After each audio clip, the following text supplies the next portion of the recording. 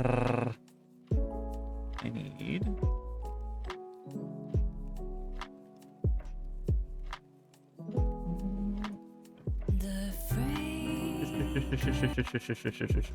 And your DMCA stuff. Get out of here. None of that DMCA stuff. Get that out of here. I don't know how much we have left of this. We might end up playing some Phasmo tonight if we burn through this too quickly.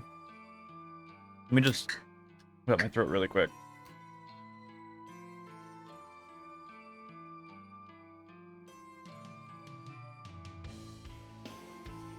Alright, so when we left off, our boy's dead. Yep. Our boy's dead. She's about to die. She's crazy, and she's also dead but being a ghost. Is how I understand what's going on so far.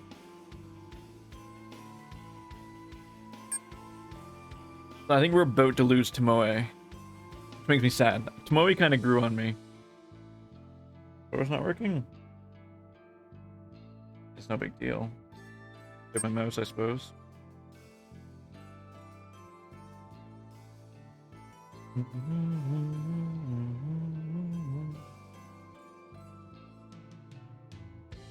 Come on, controller, you can do it.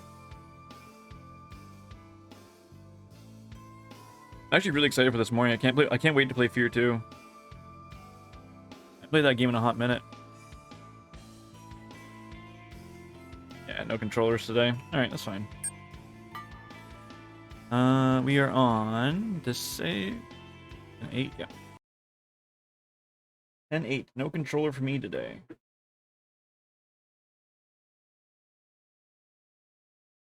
Need a new phone. My fucking phone's busted.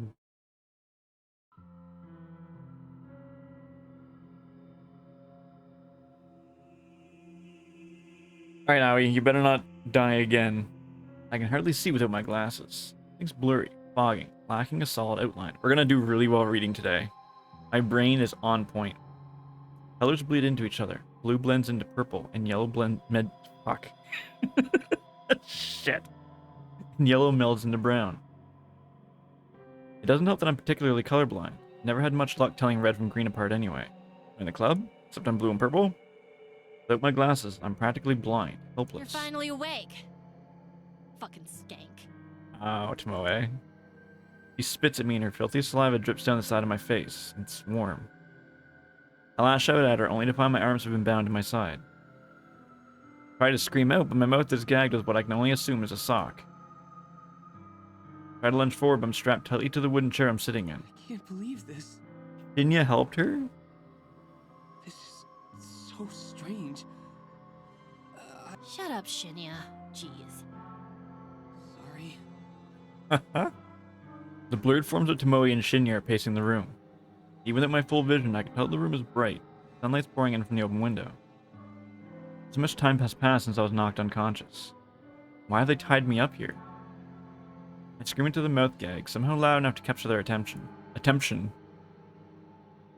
Tomoe strides This helped me. Tomoe strides towards me and pulls a damp sock from my mouth. What? What do you want? Mumble something about unbeing able to see. Tomoe swears and stumbles around a bit, and then forcibly puts my glasses on my face. What are you going to do to me? I don't know. That's up to this genius. Oh, I thought Butts or Nuts was here, okay. Her arm gestures towards Shinya with a pointed finger loaded with accusation. Me?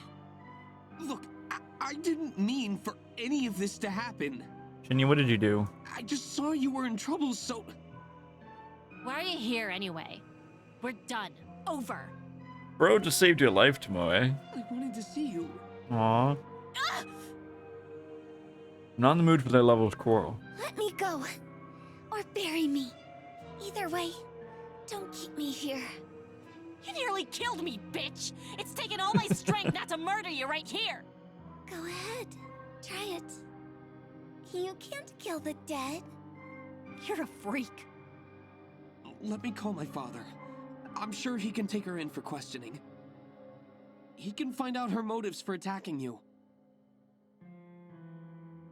I already know why she attacked me. One sec. I need to put on...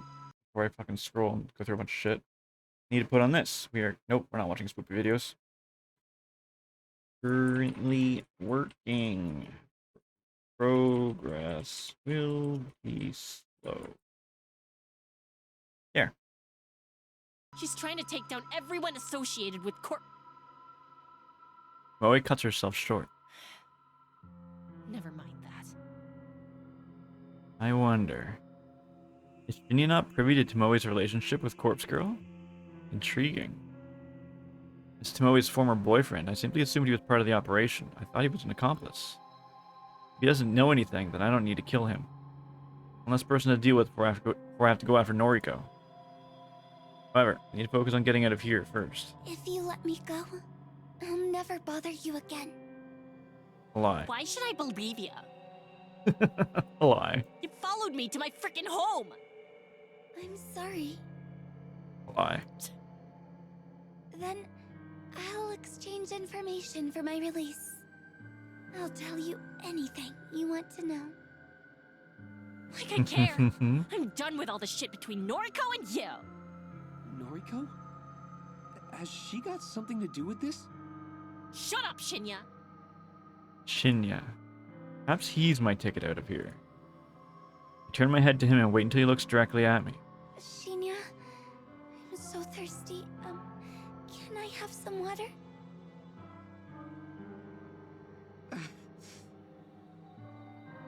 He pauses, but since Tomoe doesn't interfere, he ducks out of sight. He returns within seconds, holding a half-filled cup out to me. Here.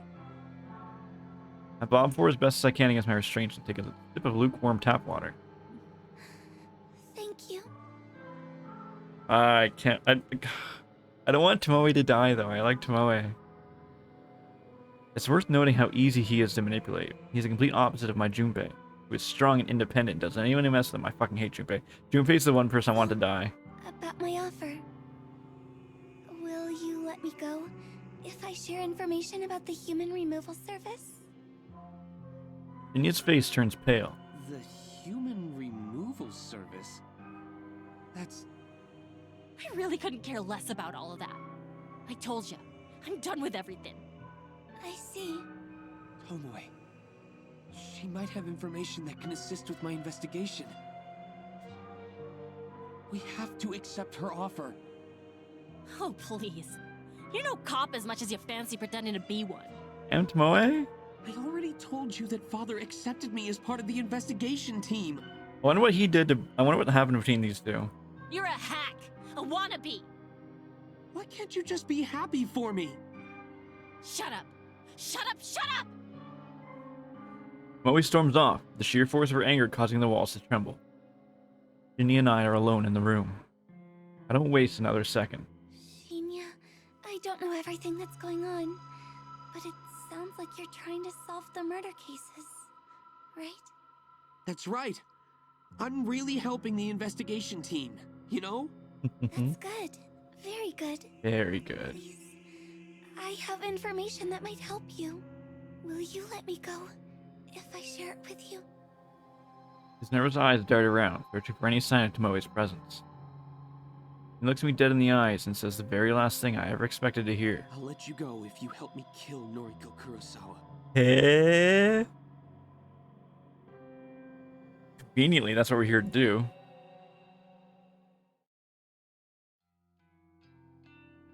This is your apartment? Yes. Please forgive me for intruding. Shinya bows politely and removes his shoes. He places them carefully in front of the doorstep and takes a stride forward. He takes a good look around before turning to me. You have a nice place. Oh, please, I wish he would cut the formalities. We're here to discuss serious business, and he's acting like we're new coworkers or something. I walk over to the door and make sure it's fully closed. I slide the deadbolt into place. The door is locked. Whisper this under my breath so Shinya can't hear me. The door is locked. Repeating phrases like this becomes sort of a mantra. Helps me concentrate. But I'm about 90% sure the door is actually locked. I wander back to Shinya. It takes all my willpower to refrain from turning back and checking once more. Thankfully, Shinra distracts me from my inner turmoil. Is everything you told me true? I want to make sure I have all the facts straight. Yes, it's true. All of it. Truth intermingled with lies is still the truth, right? I locked out when Tomoe left the two of us alone in her apartment. If I had to explain things to her, I would have to give her inside information on the human removal service's operations. Anything less could have clashed with her existing knowledge and caused her to doubt me. But I had to explain things to Shinya. I'd already determined that Shinya wasn't in the loop, but concocted a convincing lie in order to secure his cooperation. And he bought it. Just want to get my head around it. Noriko Kurosawa is Corpse Girl. She's the one that was behind the initial string of murders across the city. She delivered photos and corpses to her victims in order to convince them that they would die soon. And that had the effect of causing people to kill themselves. Almost a self-fulfilling prophecy. Of course, all of this is true. All of this part is true, kind of. Shinya doesn't need to know that I acted behind the scenes and brought victims low by my own hand. I did all of it. That's interesting. This act of violence almost seemed like a distant memory now. I was so committed to aiding Noriko that I couldn't think of anything else. In the end, my assistance didn't help my own situation. I only propelled Noriko's ego into the stars and continued to suffer my curse half-existence. But it wasn't long before another group started killing people in much the same way as Noriko did. A group called the Human Removal Service. They've killed hundreds, if not thousands of people in the past months. Again, all true, so far. And you were enslaved by Noriko? Forced against your will to infiltrate the Human Removal Service and bring them down from the inside? That's right. Yeah, he's a fucking idiot. That explains why you want to kill Noriko. You want to be free from her, even if it isn't exactly the legal thing to do. Legal? What kind of pedestal is this guy standing on? He specifically requested assistance to do the exact same thing. He wants Noriko dead, just like I do. But if I remember correctly, you only managed to learn one important thing about the Human Removal Service, right? Yes. The group is made up of dozens of members. Dozens of people that all masquerade as the leader known as the Herald. There's no single person responsible for the murders. It's the joint effort of a large group, all striking across the city simultaneously. Am I correct? And there's the kicker. He's absolutely spot on. I don't mind sharing this tidbit of information with him. It did nothing to assist in his investigation. Wrapping the lie that I was Noriko's lackey in a blanket of truth makes it everything more convincing. Yes. That's right. Phew, okay. I think I understand everything. Thank you for your help. One thing I'm not entirely comfortable about. Shinya hasn't been forthcoming with his reason for wanting Noriko dead. If I don't air the question, I feel like you'll never address it. Can you tell me why you want to kill Noriko? He tries to back away from the question by twiddling his thumbs and pretending to examine the nearby wall. Shinya, I need to know. Otherwise, how can I trust you? Trust. It's a word that's always made me laugh. How can I trust anybody? I couldn't even trust my own parents, the people who swore to raise and protect me. My mother hit me when I misbehaved, when I overslept by 5 minutes or raised my voice ever so slightly. I was a child. How could I ever trust her not to lash out at me? My father. How could I ever trust him after he killed me? And Noriko. Noriko, the one friend I opened up to, the one person who knew about all my struggles. She betrayed me. She kept her perfect life out of reach, taunted me with it, dangled it in front of me like a carrot on a string. When I asked to share her life with her, she completely misinterpreted it. She told me that she loved me. She told me she wanted to be with me. She wanted to shower me in gifts, hold me by the hand, be intimate with me. She wanted to be my girlfriend, but how could I ever be intimate with her after what I went through? She didn't understand me. She didn't understand that I wanted to be her, not be with her. She wouldn't trade lives with me, so how could I ever trust her? How could I trust her when she said she loved me, but wasn't willing to make a sacrifice to make me happy? Everyone's full of shit, and I'll never trust anyone again. Junpei spends every day trying to prove his love to me. He assists me with my compulsive behavior, helps me do my shopping, keeps my apartment neat and tidy. Do I trust him? No. I know what he wants from me. He's no better than Noriko. He's willing to jump through hoops in the hope that he'll eventually conquer my flesh. When he tries to help me with my compulsions, I don't have full when he tries to help me with my compulsions, I don't have full faith in him. He takes upon himself to complete my checklist of rituals in order to spare me the stress. More often than not, I have to go ahead and double check everything, just make sure he didn't fuck anything up. If I can't trust him with that, then I'd be able to trust another living soul with anything. Looking at Shinya now, pacing nervously around my apartment, I decide not to put any stock into what he says next. There's no way in hell I'll believe whatever comes out of his mouth. Noriko is my friend, but...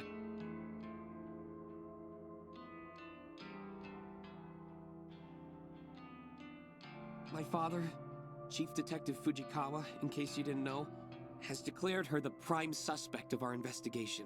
That's interesting. Thing is, Father isn't the most lenient person, and he's been cracking under stress lately. If he finds Noriko, if he arrests her, there will be no trial. She'll simply get life behind bars. Guaranteed. Shinya hangs his head and I hear a quiet sob. Is that our country's idea of justice? She doesn't deserve anything less than death for her crimes. Letting her live safely behind bars isn't a punishment. It's an act of mercy. Damn, Shinya. I want to ensure Noriko receives true justice, fitting judgment for the lives she destroyed. What he's saying just doesn't add up. How does he know she won't receive the death penalty? It's true that it's not a common punishment, but it is still legal in this country. Is it?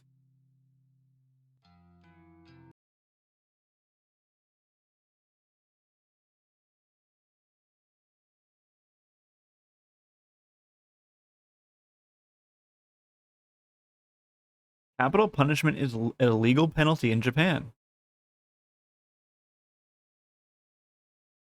It is applied in practice only for aggravated murder, although it's also a legal penalty for certain crimes against the state, such as treason and military insubordination, as well as kidnapping resulting in death. I didn't know that. I didn't know it was legal in Japan, no. That's interesting.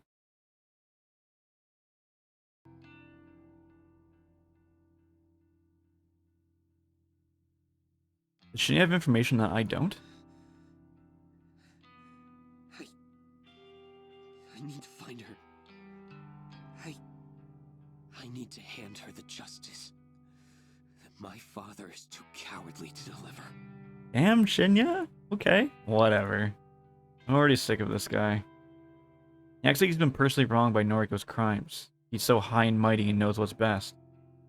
I doubt he knew a single person that Noriko killed. Fine. To be honest, I don't really care about your reasons. As long as you want Noriko dead, then our goals are the same. Kidnapping is legal in Japan? No. Why the hell would it be? Hello? But I have to ask, I can't just walk down the street and take someone. will you turn yourself into the police after you kill her? Once again, Shinya hangs his head. I'd be a hypocrite if I didn't. He leaves his sentence hanging in midair. It wasn't exactly a confirmation. There's only one problem. I have no idea where Noriko's hiding. She doesn't live in her apartment anymore. She doesn't show up to her office.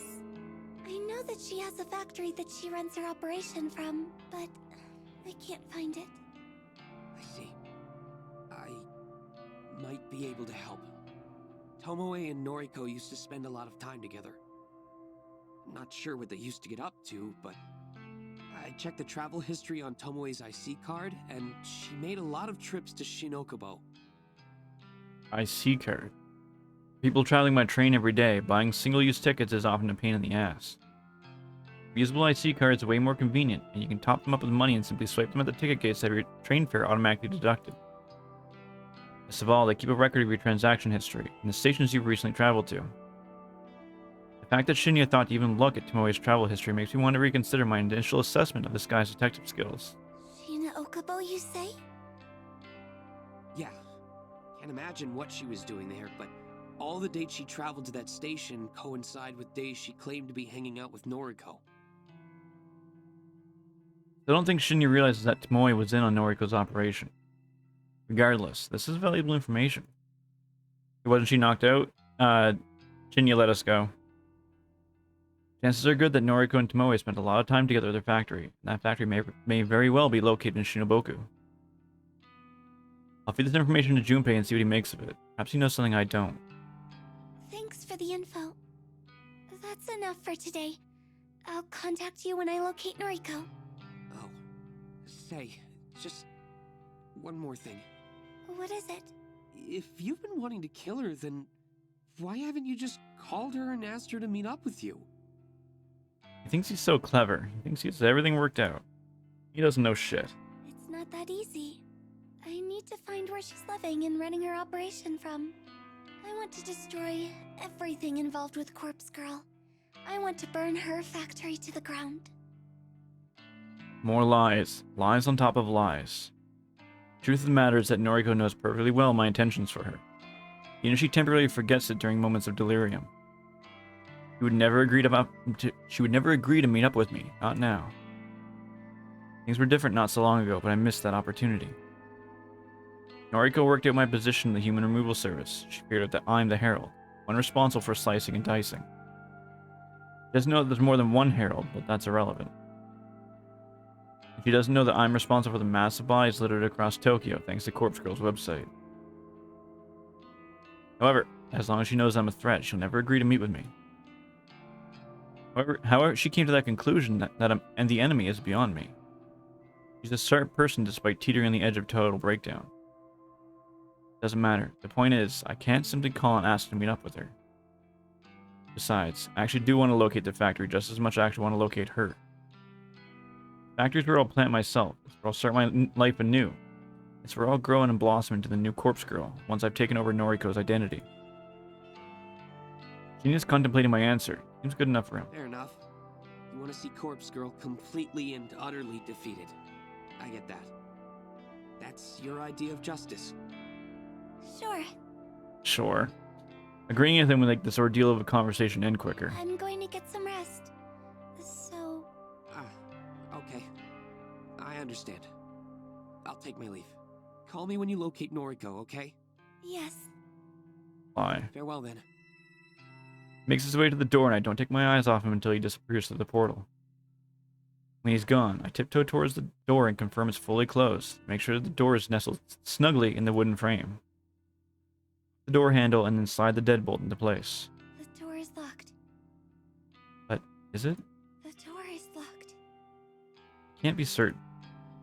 My eyes that fail me on a daily basis, that betray my mind with illusions and phantoms. The door seems to be locked. Why should I trust my eyes? I don't trust anyone. Why should I trust parts of myself? Can't even see colors clearly. Red and green. That's why they're always mixed up. Whatever. I can't see anything with the aid of glasses. Door has to be locked. Has to be. Otherwise I won't be able to walk away. I won't be able to stop thinking about it until I come back and check again and again and again. The door is locked.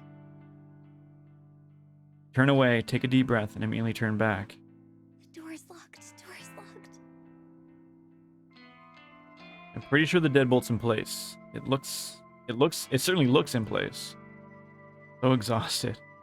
Tired of the routines and rituals. Why can't I just walk away? If I walked away, the problem wouldn't exist. I wouldn't be stuck standing here, checking and double-checking something so trivial. I am, but I am not. Proud of you, Ray. Good job being not. Or being. If I could walk away, I wouldn't be so full of stress. I worked about things that ultimately don't matter. Another deep breath and I take a step back. Door's locked. Turn, run, and dash. I sprint through the room, sprint through the hallway. Slam my body in my bedroom door, throwing it open wide.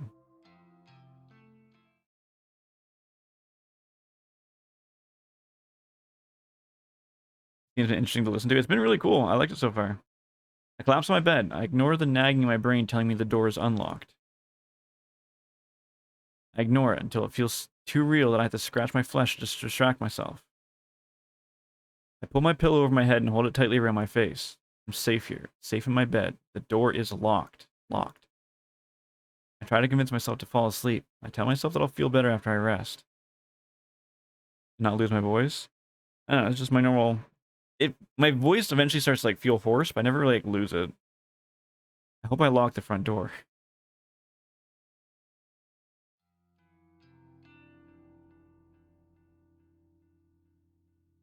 So yeah, like, I reckon I'll have some work for you soon. I want this man dead, dude. The other heralds have been keeping the numbers up. There just haven't been any requests for this area lately, you know? Yeah. I'm only half listening to Junpei. He said something about why I haven't been tasked with killing anyone lately, but I don't really care about the reasons. This person's confidence who, Junpei or Aoi?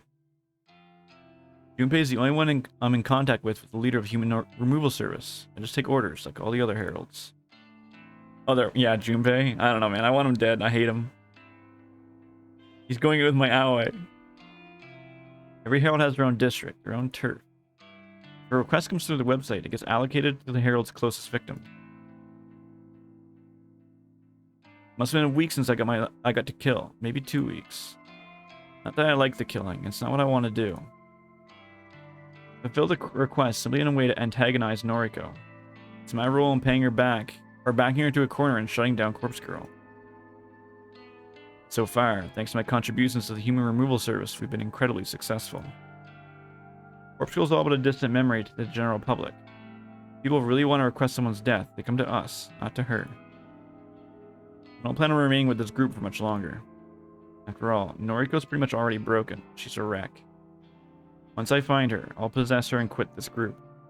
And I'll finally have the life I always wanted, Noriko's life.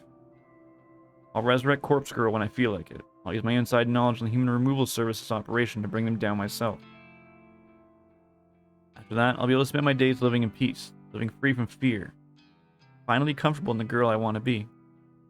I'll truly be Noriko. Yo, babe, you in there? Huh?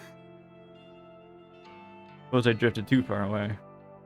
Rub my eyes and look at Junpei and flash him the sweetest fake smile. I'm okay. Sorry, honey bear. I'm very tired.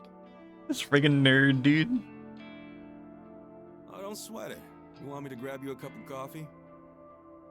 And there's this fucking guy. That would be lovely. You always know how to make me feel better. Honey bear. Of course. I'm on it, babe. You wait right there. Junpei stomps away and heads behind the bar, leaving me alone in the empty section of the cafe. I take a seat on one of the cardboard boxes lining the wall. The box is solid thanks to being packed full of various canned drinks. The maid cafe belongs to us in the early hours of the morning. The place doesn't open until noon, so there's no one here this early. I have my own keys these days, regardless of whether I'm not. I have my own keys these days, regardless of whether or not I'm supposed to. Whew. Junpei suggested we use this as a makeshift base of operations until after I decided I was going to continue working here. That was some time ago. Originally, I had planned to quit. I was going to go work with Noriko. The manager at the time used to drive me insane. I couldn't wait to get away. But after I killed him, things weren't so bad. New manager's great. He doesn't pressure me to work shifts I don't want to. He doesn't let customers take advantage of the staff. Neither the new manager nor the other staff members care that Junpei and I meet down here. It's not like we leave any incriminating evidence behind either. It's simply an easy place for us to meet up and talk, since Junpei lives so far away from me. The added benefit is we have access to cheap drinks and food thanks to my employee discount, so hanging out here is actually quite pleasant. I wait for a while longer for Junpei to return. I really use a coffee right now. His return's heralded by the thump of heavy feet against the tiled floor. Got you, fam. I got you, fam. Ow. Ow. Junpei slides up to me and hands me my favorite drink. All iced coffee with extra espresso shot and a dollop of ice cream. Oh, Ice cream? You're the best, baby. What's going on, Toxic? How are you, friend? Yeah, I know it. I know it. Shut up, girl. I know it. He giggles his insanely irritating high-pitched way that begins to chuck down on his own latte. So I wanted to ask you a favor. Anything for you, honeybee. Anything for you. A tuft of milky foam sits on top of his lip. I have to hold myself back from stabbing him in the face. Do it, Aoi. Noriko apparently spent a Okubo with her accomplice Tomoe. Shin Okubo, huh? Good old K-Town. What'd they go there for? Karaoke? Are you doing it right, Mr. Streamer? Good job, Ray. I'm proud of you. Doubt it. Noriko sounds like a drowning cat when she sings. Then what? Well, I'd like to think that's where the factory is located. Oh, gotcha. Sing. Ooh, you could be onto something. Trip from Kojiro's mark to Shinokubo wouldn't take that long. Ow. Since they Morning, used to have a Captain. lot of bodies around, it's definitely a viable location. I agree.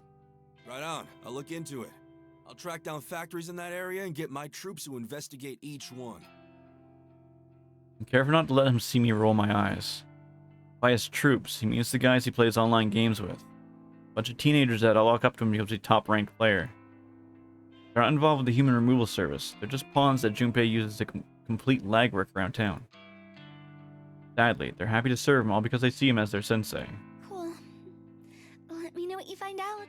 Like, Aoi's just tired of it. I'm itching to get this all over with. My love. It's increasingly difficult to act pleasant around Junpei. My mouth tries to clamp itself shut every time I use a pet name or affectionate term.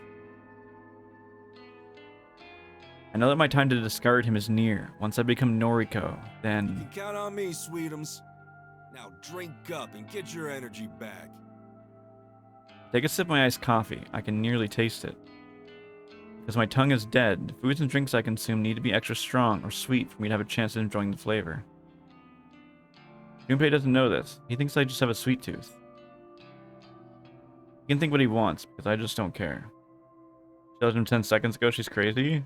She's my kind of crazy, though, dude. She's the Yandere crazy. No, she's not. She's just crazy. I'm down for it. Whatever. I'm always, like, the cutest. A message from Junpei arrives. I'm lying in the fetal position on my couch. Hey, cutie. The guys checked out a bunch of factories yesterday. Got the location. Hit me up. I have to read the message twice to make sure my eyes aren't deceiving me like usual. Does he truly have the location I've been looking for? I take a calming breath. I don't want to jump to conclusions, especially with something involving Junpei. He has a tendency to exaggerate. He just may be trying to get me excited about some useless information. I sent him a short reply requesting the info. I instantly receive a thumbs up emote and the text box changes to an animated ... as Junpei composes his following message. Wait, this is agonizing. If Junpei pulls through for me here, I might finally learn Noriko's location. If it all pans out, then everything could be over by tonight. It's hard not to get excited about the prospect. It's hard not to get ahead of myself. To leave my death behind and never look back, I could become Noriko and live the happy life he's been keeping to herself all these years. The message finally arrives on my screen. It's an address. Not that I expected anything else. Street name and a factory number in Shin Okubo area. One more message from Junpei comes through. My guys saw a chick matching Noriko's description inside the factory. Thought she was a zombie. Go check it. This is it. As long as this information's solid, I've located Noriko's factory. My entire body begins to shake. Icy chill washes over me as though I walked into an ice-cold shower. A strange sensation for a dead girl to feel. Pain doesn't affect me, and yet the cold is something I can never banish from my bones. I'm trying to focus on that. I have to stay calm. I need to concentrate and pull myself together. I launch myself up from the couch. Jesus, help me! And collect the backpack hanging over the coat rack. I unzip it and run my hand through its contents and convince myself everything I need is within. Putting the bag over my shoulder, I throw open the apartment door and venture outside. The door is locked.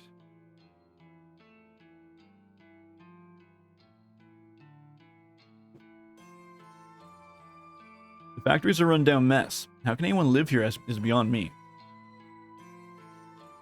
I suppose I'll have to find a way to make it feel like home. Maybe once I'm inside Noriko's skin, I'll be able to understand why she's comfortable here. Yeah, the more I look at it, the better it seems. This will be my home. I'll be Noriko and live here happily ever after. Sit back and enjoy the life she's been holding from me. Firstly, I need to find somewhere to change my clothes. Can't kill someone if I'm wearing my nice dress. That's just not acceptable. I did consider changing at home, but I would have to. Then I would have to have. But then I would have scored funny looks from people on the train on the ride over here. Whew. Is it strange that a dead girl fears entering a socially awkward situation? I always go to my way to avoid uncomfortable situations. Perhaps it's that remnant of life that I once knew. It's something I can't quite leave behind. Stop sending me shipments. I don't want to do them.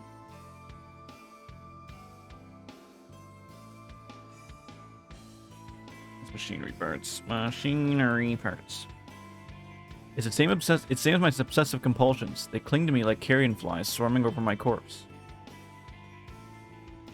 I shouldn't be worried about any of those things, but dead or not, my mind just can't discard the anxieties that shape my entire life. Wait, what am I doing? Why am I trapping myself in pointless thoughts? My goal is right in front of me. Noriko's on the other side of that brick wall, completely unaware of what's about to happen. A heavy-handed slap in my face doesn't sting, but it causes me to reevaluate what I'm doing. Focus. First, I'll change into the gear provided to me by the human removal service. Then, I'll shimmy into the factory through an open window. I'll locate Noriko and drive a nest into her chest. Drive a nest. Where did I see nest from? I'll locate Noriko and drive a knife into her chest. I'll pluck her still beating heart from her body like a ripe strawberry, and then I'll carve my name into its pulsating, blood-spurting organ. Noriko's life will be over, and I will be reborn. I'll baptize myself in her lifeblood and become the girl I've always wanted to be. I'll be happy.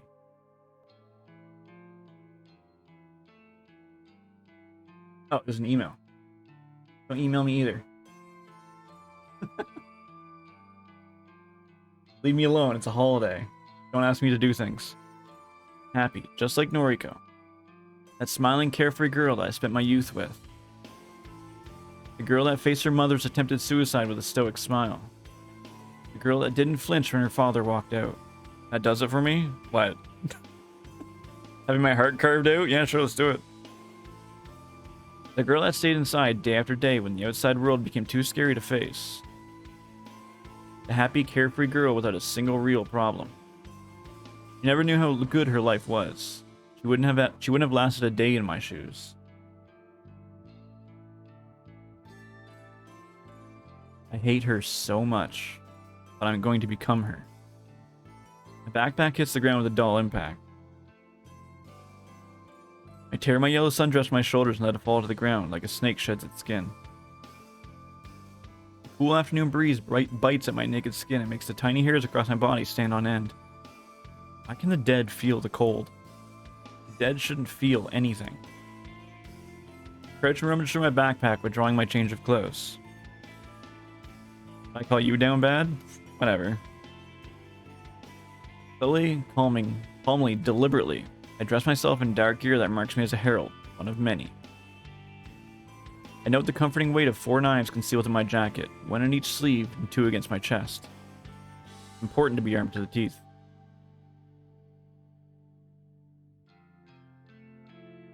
After donning every article, I pull a broad mask out of the bag. Whew.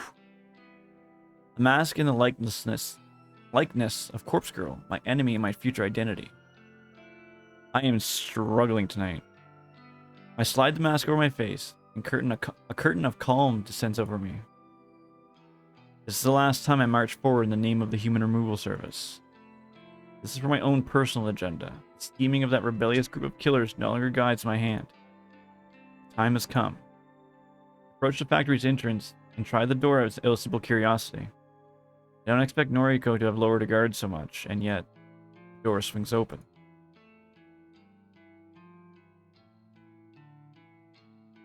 She left it unlocked. A mistake I would never make thanks to my overbearing compulsions.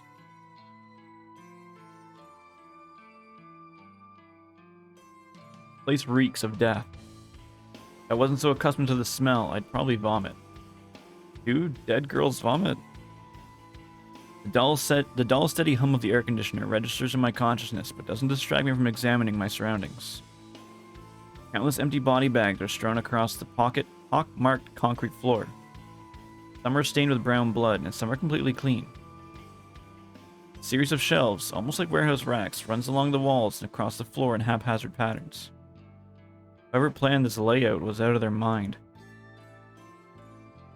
However, this is home now. My home. Soon. Striding forward, I weave between shelves and step over discarded body bags. So far, there's been no indication of Noriko's presence. Still, draw a knife from inside my sleeve so that it rests in the palm of my hand. Metal's cold. Why do I feel cold? The entire factory is like a freezer. How can Noriko live here? My torso twists in reaction to the monotone syllable.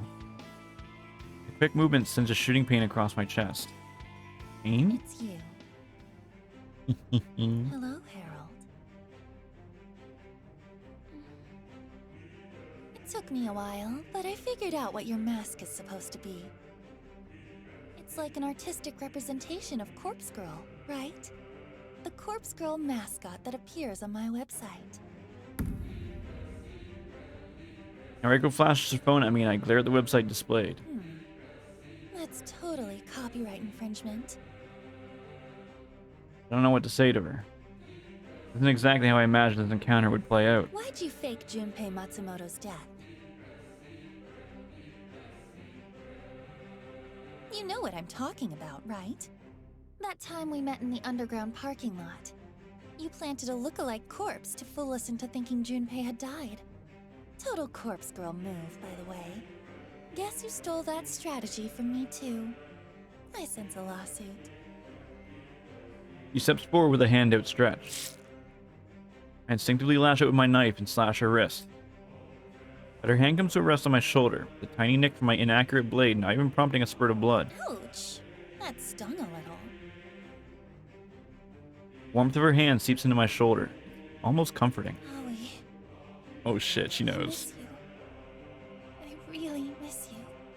Can you take off the mask? Can we just talk? I don't take off the mask. I don't know why I'm standing here listening to her. I don't know why her presence and her reassuring hands has caused me to lower my guard. She smiles.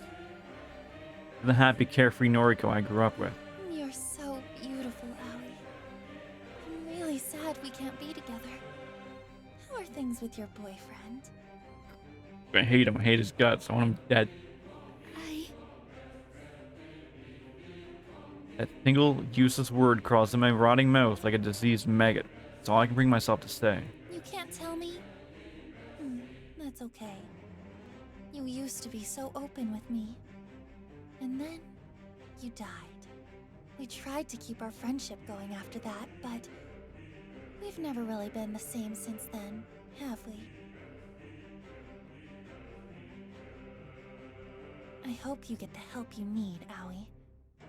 I hope one day we can put all of this behind us.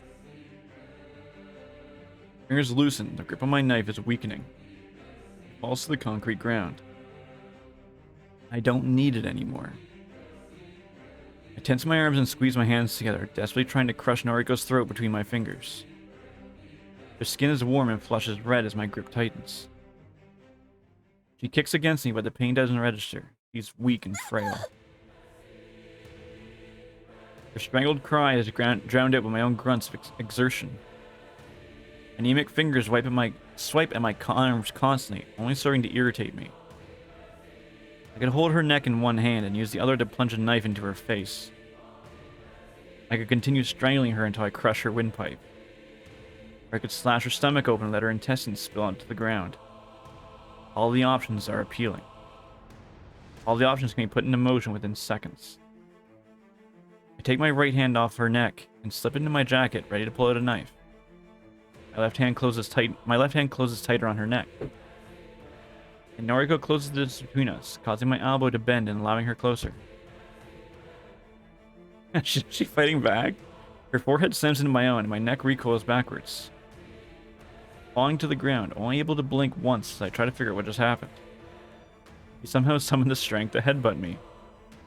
Frail, weak, ghostly Noriko. She actually stood up for herself. She actually struck the person she loves. I'm dazed, but ultimately uninjured. I didn't even feel the impact of my skull against the concrete when I landed on my back.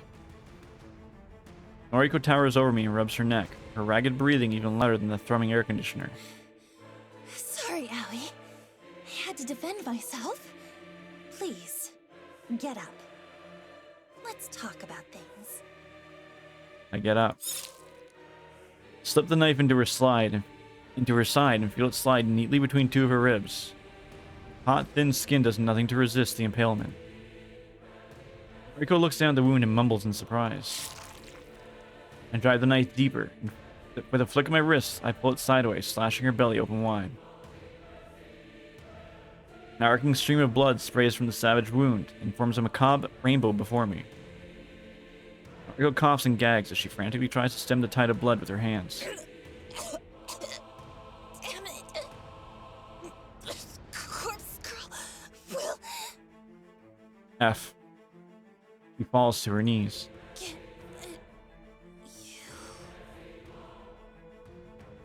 Her empty threat falls with her, and her face slams into the concrete. Noriko Kurosawa is dead. Using the very same knife that slashed her open, I cut along the seams of my jacket and skirt.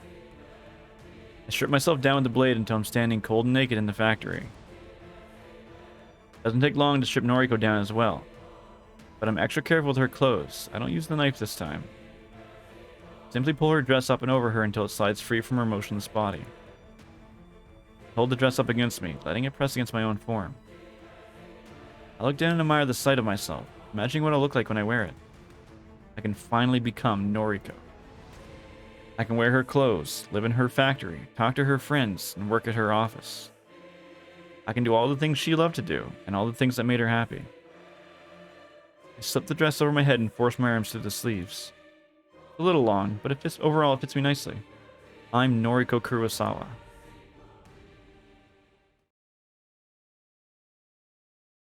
And now we kill Junpei. Let's go kill Junpei.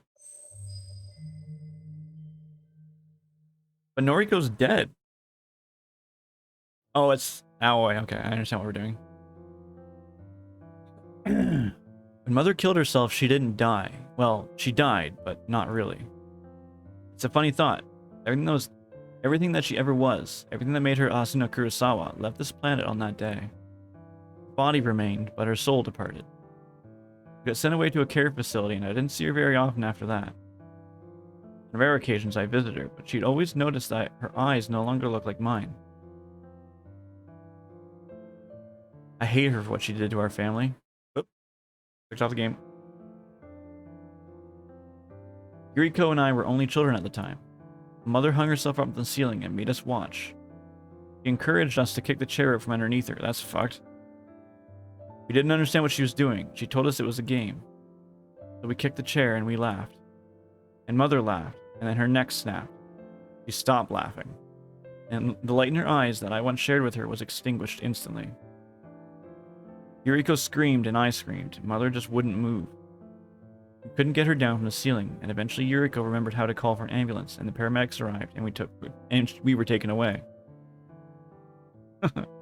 After that, I was completely fucked up. Because you don't just walk away from something like that and act like nothing happened. I spent years trying to force the painful memories of her attempted suicide out of my mind. I didn't exactly cope with it very well. How could I? I became terrified of the world, and became used to locking myself inside and wasting away. That's bad parenting. No way, man. Yuriko dealt with it a little better than me. Can't say her rebellious behavior was the right way to cope, but it seems to have been healthier than staying inside for weeks at a time. By the time I reached senior high school, I think I'd mostly gotten past everything. The vision of my mother hanging from the ceiling in front of me didn't haunt my dreams. The sound of our laughter intermingled with the screaming didn't always ring in my ears. Aoi helped me through a lot of it. She shared all of her problems with me and made me feel a bit better, like maybe my life wasn't so bad. Aoi's life was kind of messed up. Her father was arrested for various crimes and didn't spend much time with her. When we were about to graduate, he came back to town and violently attacked her. She called me and told me that he killed her. She killed him too, so it was going to be okay. Her words, not mine. Never understood what she meant when she said she was dead. I think graduating put some distance between us, so I never truly figured out her words.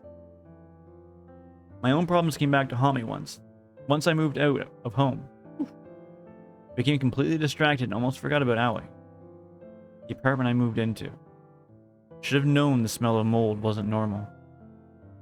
Should have paid attention to the shoddy repair work that had been performed on the wall. Should have just walked away and found somewhere else to live. That apartment. I suppose that's where I started to lose control of my life. That's exactly the reason why I need to return there.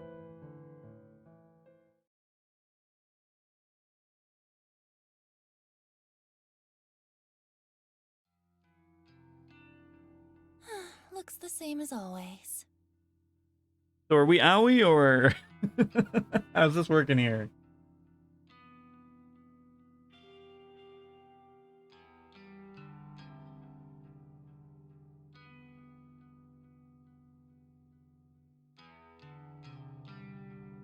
Damn poop. 306? 5? There we go. I'm not looking forward to climbing the rest of the stairs up to the apartment. I can hardly walk at all, even on flat ground. I have to do this. Can't let the stitches and bandages and painkillers distract me from getting inside. So we lived. Don't know how long I was in the hospital for. None of my personal effects were with me when I woke up. I had no purse, no phone, no handbag. The doctors monitored me for a few days and let me go, even though I told them I had nowhere to return to. They just threw me out into the street. They couldn't even tell me what happened to the girl who attacked me. They had no idea if she's been arrested or not. I have a feeling she's still out there. Regardless, I'm here now. My wound is apparently on the mend. I don't have any signs of infection. All I have to focus on is the ascent in front of me. Each step I climb is more difficult to conquer than the last. Each time I raise my leg, I experience a tearing, searing sensation along the length of my stomach. More than once, I had to stop and check that my stitches haven't torn wide open. I'm sure my flesh is more or less intact. I continue scaling the mountain. I wonder if Momo's gonna be here. My head throbs and beads of sweat drip down my face. When I hit the landing on the level below my own apartment, I spy a familiar face. Oh. Noriko? Momo Ogawa, daughter of Kenji Ogawa, man I framed in order to maintain my innocence. Hey, Momo. The panic cry isn't the reaction I was expecting. Her father's exiting their apartment just as Momo cries out. He does a double take before glaring at me. Noriko, surprised to see you here. I can't quite grasp the tone. Is he happy to see me or angry? Does he even know that I'm the reason he was arrested? Well, I'm assuming that the police let him go fairly quickly. After all, he's here at home and not rotting in a cell. Hello. Your landlord said you disappeared. Yeah, kind of. Are you okay? No. You look like... No, I'm not okay. Please help me up the stairs. His gaze turns towards the hospital tags adorning my wrist, and the package of spare bandages I have slung over my shoulder. You know, you disappeared right around the time the police... Huh? Forget it. It's nothing. I have a bad feeling that he's beginning to piece something together. If he works out one behind his false arrest, then... Sorry, I should go. Yeah. Come on, Momo. Bye-bye, Noriko! Bye, Momo. Bye, Momo. Girl waves excitedly as her father leads her downstairs. I should feel relieved that he's safe, but honestly I just feel guilty. My actions, Corpse Girl's actions, put a lot of strain on that little family. I have to keep going. The last flight of stairs is torture my battered body, but I persevere and reach the front of my apartment. It's at this moment that I remember I don't have any keys to get in. Shit. Out of desperation, I try turning the handle and the door opens. Either I left the place unlocked, or the landlord's been inside and forgot to lock up. I'm just thankful that I can keep moving forward. The curtains are open, bathing the living area in soft light. I'm home. Home. No, that's not right. This isn't my home. This isn't Noriko's home. This is Corpse Girl's home. I never really lived here. I simply existed within these walls. The real Noriko was held hostage by an omnipotent presence sealed in this home. The things here are just as I left them so long ago.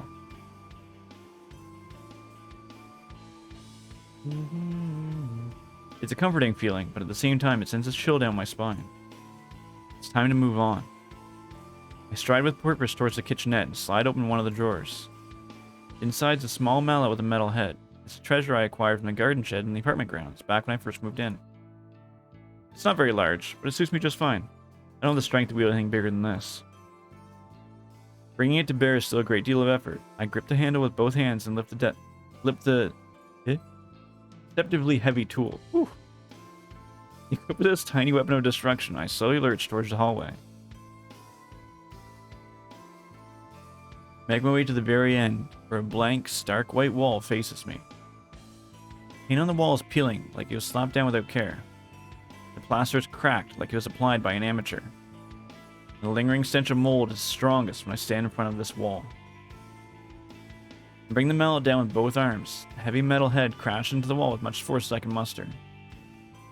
The struggle of bearing the mallet takes a toll on my wound.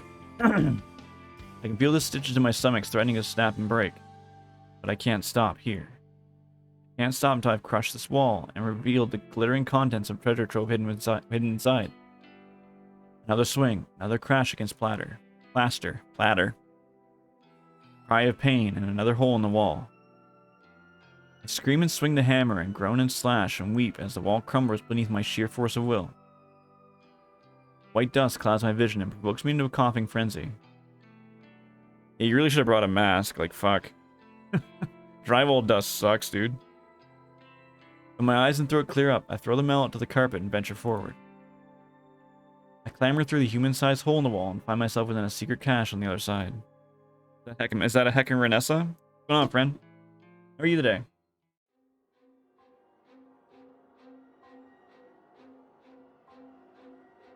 The stench assaults my nostrils, no longer disguise itself as mold. The fetid, malodor of rotten decay. God damn it. Inimitable, trademark of a decomposing corpse. I spent so long fooling myself into believing it was nothing concerning. I spent so long pretending that a corpse did not live within the walls of this apartment.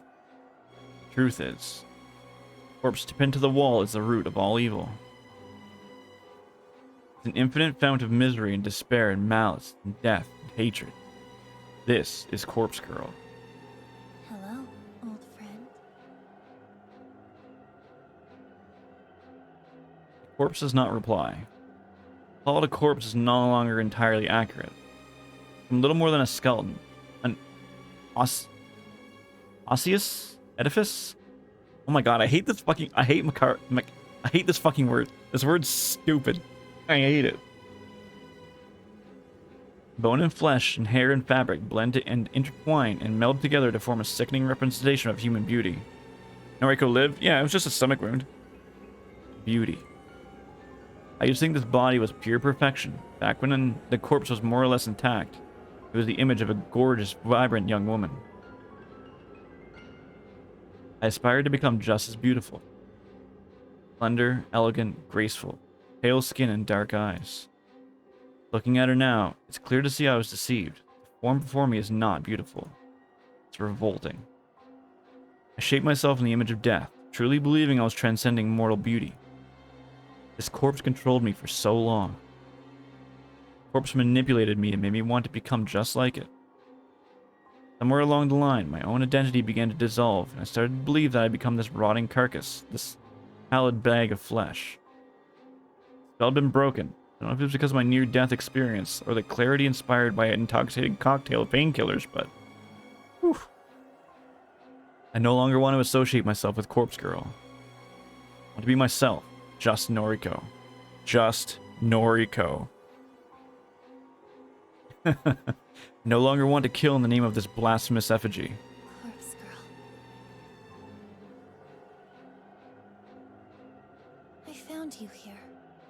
trapped in this storage closet just over a year ago. And you stole my life from me. Looking at her now, I can't help but wonder what the hell went through my mind when I let her possess me. Why did discovering this corpse have such a profound, lasting effect on my psyche? I shut my eyes and a wave of dizziness threatens to overcome me. Staggering in the near darkness, I struggle to regain my balance. I blocked out the memory of discovering this corpse for so long, I refuse to acknowledge it ever happened.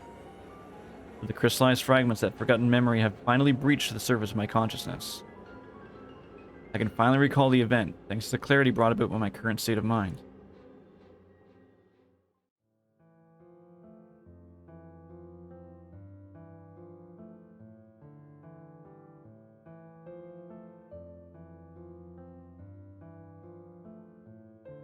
Happened several days after I moved into this apartment. You slept in? For shame. I wish I could sleep in. I haven't slept in like forever.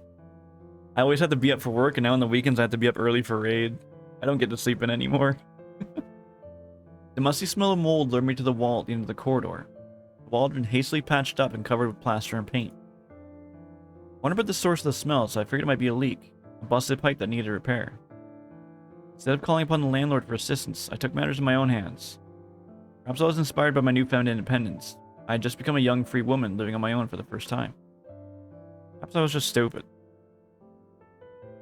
I located a mallet in the garden shed and tore down the wall. I found Corpse Girl, and in that moment, I fell to my knees. Someone hung this corpse on the wall and decorated the storage room with books and photographs. The sight of the dead woman bearing down on me instantly unearthed the buried memories of my mother's attempted suicide. Pain and despair that I had repressed for so long found its way out of my mouth, and I formed an unholy scream. I think the fear of that discovery and the subsequent revival of subdued memories caused me to slip in and out of consciousness. I was paralyzed by fear, and my entire body was racked with pain. Looking back now, I feel like I must have spent days laying in a heap on the floor in the storage closet. Days spent within a dreary haze of dread and depression and distress.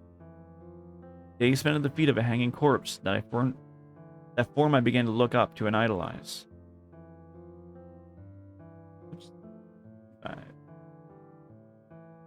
Days spent in a lull, a fever dream, surrounded by photographs on the wall of all manners of corpses. Days and days of my soul and identity slipping between my fingers. Something must have eventually cracked inside me, because I remember getting to my feet and repairing the wall. I don't know how I did it, but I patched it up and painted over it and vacuumed up all the dust and debris from the carpet. Then my memory of the entire incident just vanished from my mind. The only relic I retrieved from that storage space is a single book, a heavy tome that must have tumbled out of the closet during my delirium. Oh, you son of a bitch. Machinery parts it is. Machinery parts. Boss photography. A comprehensive history of photo manipulation.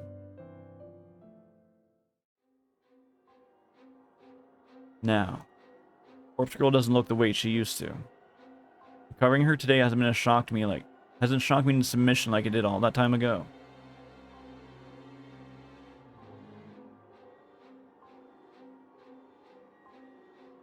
Am I stronger now? No, not really. But I was prepared to face her this time. Now I'm here to bury her. As I calmly assess how difficult it will be to retrieve her from my position, my eyes fall upon the dozens of photographs plastered haphazardly across the wall. Photographs of the nameless bodies printed within an instant camera. There must be 10 or 20 or 30 corpses along these entire series of images. I don't recognize any of them. That's the only comfort I can take from viewing the images. Comfort that I'm not the one who decorated this room with, oh my fucking word. That fucking word, dude. Whoever put these photos up is undoubtedly the same person responsible for hanging Corpse Girl on the wall. All the photos look so real, and all the corpses are in such normal situations. There's an image of a decomposing body sitting on a bench, waiting at a train platform. He's wearing a suit like any other ordinary businessman. Another image is of a headless couple at a dinner table, dressed in their Sunday best, and they're sharing a candlelit meal. Corpses going about their daily lives, eerily reminiscent of something I've encountered before. What was it? A book I read?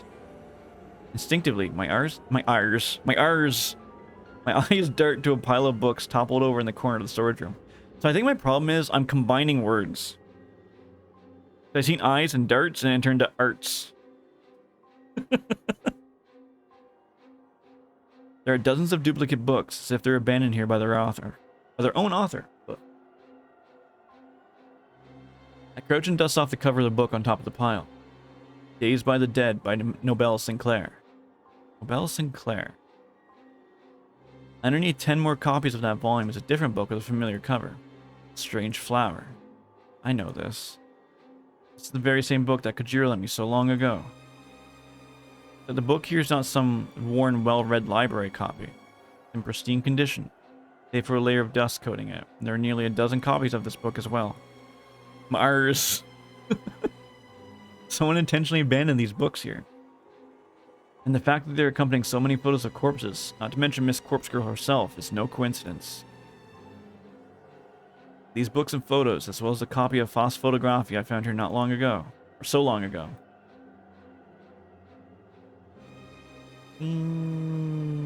All of this somehow embedded itself in my consciousness and inspired me to start the Corpse Girl website. I'm sure of it. This room, this fucking cursed room, ruined my life and corrupted my mind. I have to wonder if someone planned it all. Did someone leave all these things here in order to break whoever entered? That's probably a far-fetched concept, but I'm desperate to place the blame on somebody. Anybody but myself. Enough. A light slapped in my face knocks me out of my inner ramblings. It's time to bury Corpse Girl and put this life behind me once and for all. Can't really atone for the things I've done this last year. Hell, I don't actually feel like I'm going to need to atone. It's not guilt that's eating me up inside. At the very least, I can move on. Carefully remove the restraints tying Corpse Girl to the wall. Feel the weight of her rotted body collapse against my own frail form. Her head leans against my shoulder, and for a brief moment I pause and let her rest against me. Run a hand through what's left of her hair. She's been through a lot. We both have.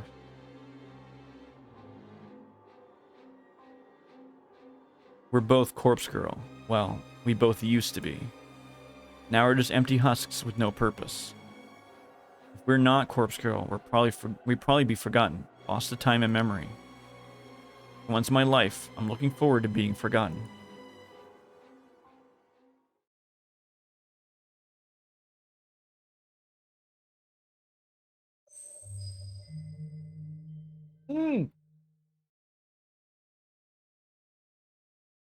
Moe.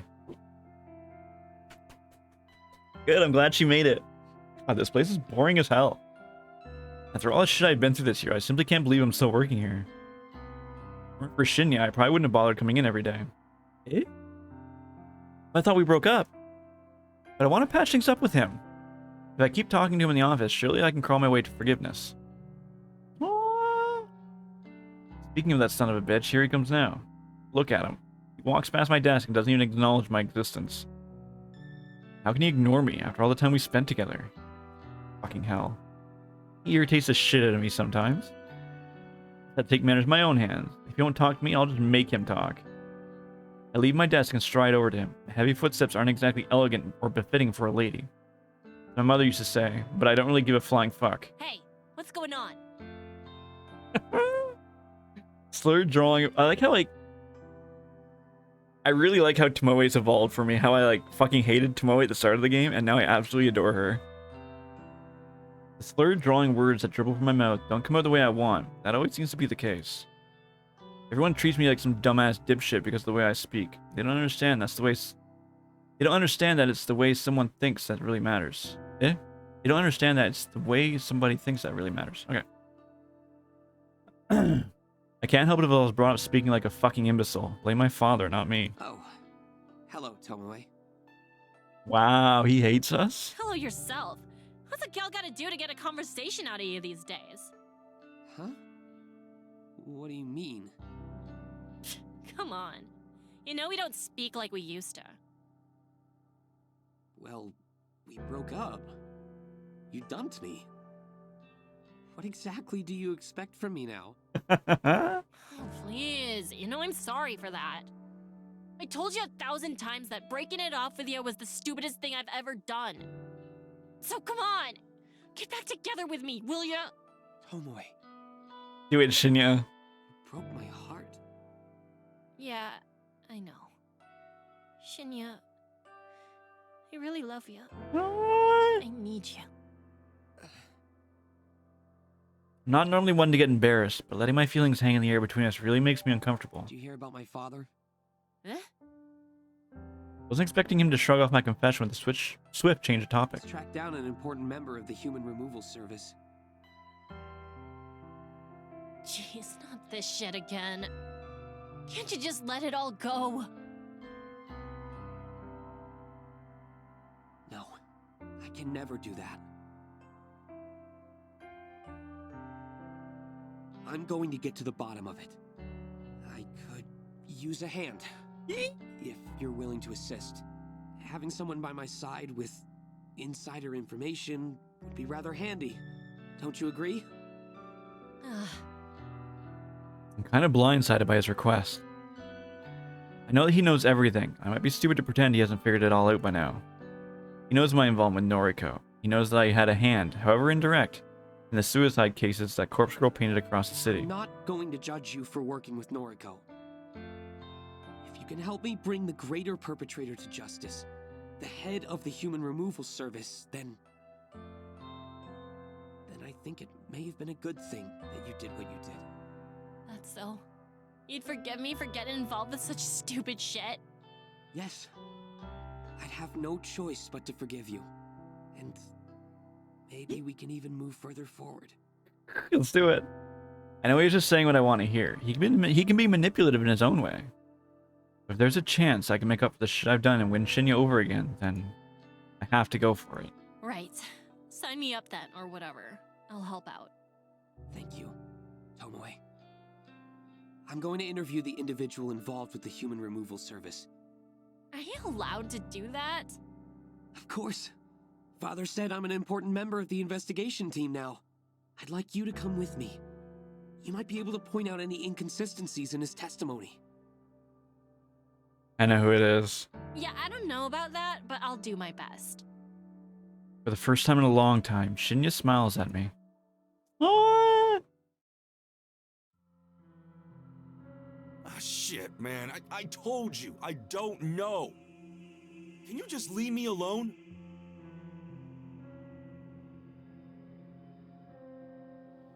This guy's pathetic. Every time I open my mouth, he flinches and recoils in terror, like he thinks I'm gonna hit him or stab him. Listen here, you little shit. If you don't spill the deets, my man here will crush your fat skull into dust. Tomoe, maybe you should let me do the talking from here on out. Whatever.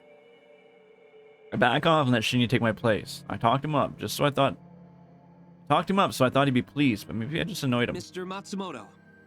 Please, just call me June. Hey, nice try, mister. I ain't your friend. You can address me formally. Thank you very much. We did? He folds his arms across his chest and drops a pouting expression of a child. Yes.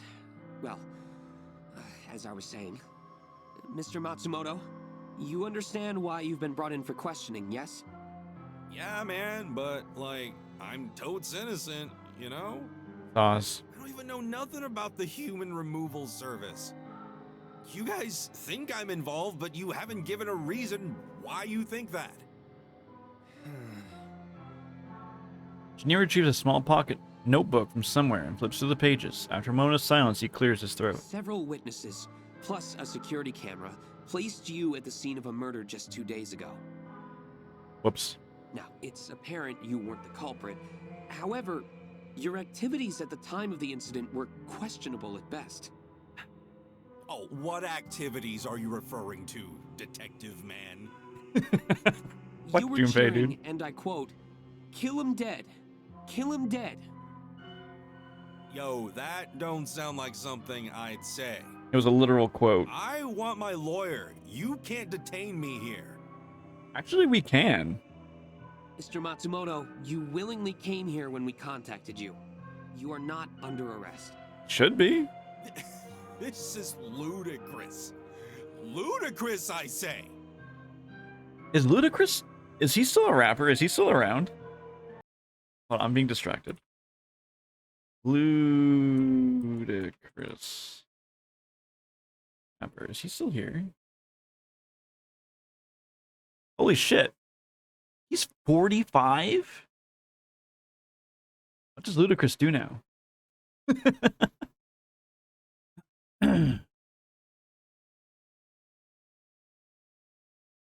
And I haven't heard like anything from him in a long time.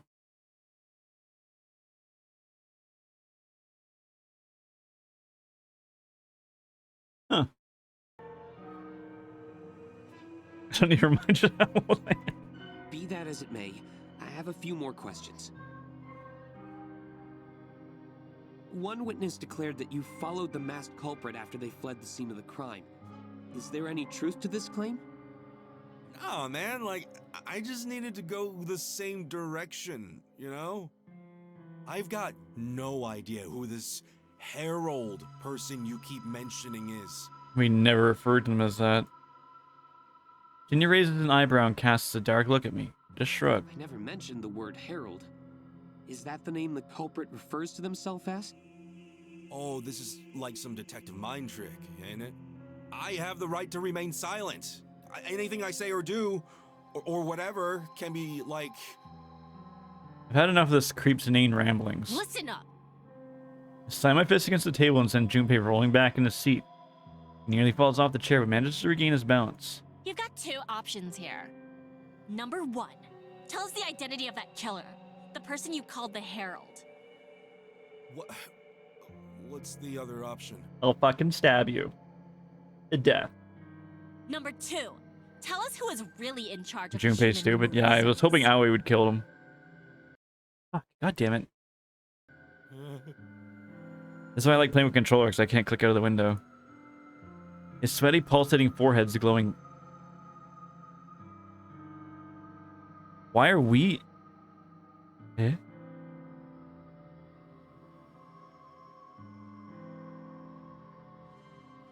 Why are we seeing that? That made sense when you're playing as Noriko, and it made sense when you're playing as Aoi.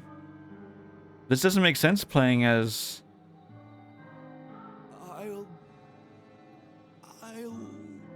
I can't betray the identity of the Herald. I just can't. But the guy behind all of this? What? The color red was in green. But it's because Aoi was colorblind the entire time that every time we seen the word red, it was green. That was Aoi is doing. So it made sense why it was with Noriko and Aoi, but it doesn't make sense why it's with, I say what's her nuts? fuck him. I'll sell him out if it means you'll pardon my involvement. I don't know what caused a sudden change in attitude, but Shinryu gives me a grateful nod, and he feels good. It feels good to have been helpful. Please, Mr. Matsumoto. Please give us a name. Okay. Look. You gotta know this. I don't have all the deets, okay? I'm not as important as y'all think I am. But the guy running this whole thing... I wonder if it's what's-his-face, the guy we got killed. I wonder if it's him. He's got an army of masked killers.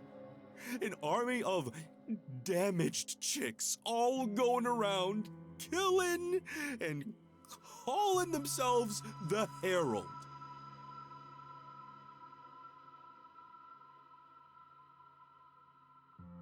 And the name of this ringleader? Like I said, I don't know everything. I don't got his full name. I only know him as N. It totally Sinclair. is. It totally is. N. Sinclair. A foreign name. Although the first name could be Japanese, I suppose. Jinner's drawing the name down and confirming the correct spelling with Junpei. Ignore Goober. I find myself lost in thought, hard detached from this moment. For some strange reason, Noriko's face pops into my mind. I have a fuzzy recollections of a conversation with her, but I can't attempt to clarify But any attempt to clarify the thought in my mind is useless. Shinya, is the name familiar to you? Yes. Amazing. Shinya always surprises me. So who is it? Noriko Kurosawa once told me about a book she was reading. Now, please understand, I don't share the same taste in fiction as her, so... Yeah, I get it. Get to the point. I think it's cute that you guys can hear him. She used to read the most macabre, horrific stories. Macabre. That doesn't even make fucking sense. There's a goddamn R in it. Macabre. It's not macabre, dude. Fuck off. English is stupid. There's a goddamn R in that word. And she told me about one book in particular. A book about a man obsessed with corpses. Obsessed with corpses, huh? Jeez, don't that sound familiar? Wait, what am I saying? That does sound familiar. She told me about that book, too. Flower. Something about a flower. Let me click out of the game because I don't know what control does. Okay, we're good.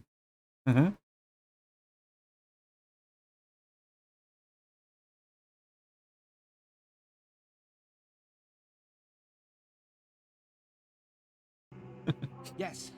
Strange Flower. A book by Nobel Sinclair. Nobel Sinclair. And Sinclair himself. Jeez. You reckon that's the guy behind the human removal service? I don't know, but it's a lead. A man obsessed with the dead. Truly despicable. That's one way to put it. I've done my time with sickos like that. I've had enough of it and I put it all behind me. Oh, Detective Man. Can I, like, go now? That's for the Fox's first language is English? Wow, toxic. Absolutely not. Shinya turns away from Junpei and beckons one of the armed police officers standing guard in the ant room's entrance. The officer walks over and awaits Shinya's command. Arrest this man. Yo, that's whack. What are you doing? The police officer cuffs Junpei and yanks him out of his chair. Shinya, that Damn, was Shinya. cold. It had to be done. Junpei Matsumoto is dragged away, kicking and screaming. In the French version of the R... And the production? Yeah, it fucking should. It's silent letters are the stupidest fucking thing in English. They don't make sense. Everyone's like, oh, it makes the word look pretty. Like, I don't give two shits if it makes the word look pretty. It's fucking stupid. What's going on? Like, I'm doing work. Actually, how am I doing at work? I think I'm ahead of the game. Silent letters drive me fucking insane, dude.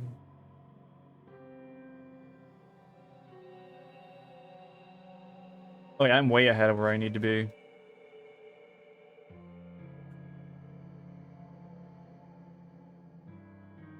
So, what now, Detective Man? Now we make out. Now kiss.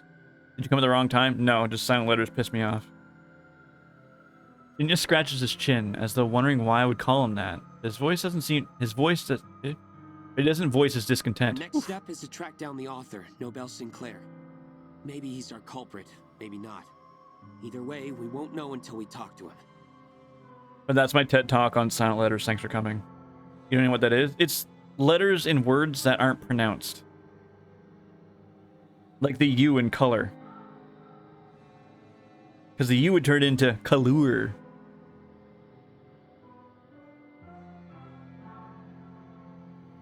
Or the U in armor. It turns into armor. It's just fucking stupid. I hate... Point of the matter is I hate silent letters. Like the X in Mogsky. Okay, for starters, the XI is actually 11. So it's just Mogs 11, okay? Or the P in pneumonia? Yeah, exactly. Like, it's just stupid shit like that. Like, I don't know how anyone who doesn't grow up learning English learns English. The language is fucked. Right on. And... What about... Can you interrupt me with a sudden soft kiss on the lips? Why Mogs 11? Final Fantasy 11 was my favorite Final Fantasy. So, back when I was playing it, it was Mogs 11. What about the other 10? They were all failed experiments. Just consistent sound, no silent letters. I think I don't know this for sure because, like I said, I'm like very like baby in Japanese. But I feel like Japanese has a few things with like I don't know what they call them.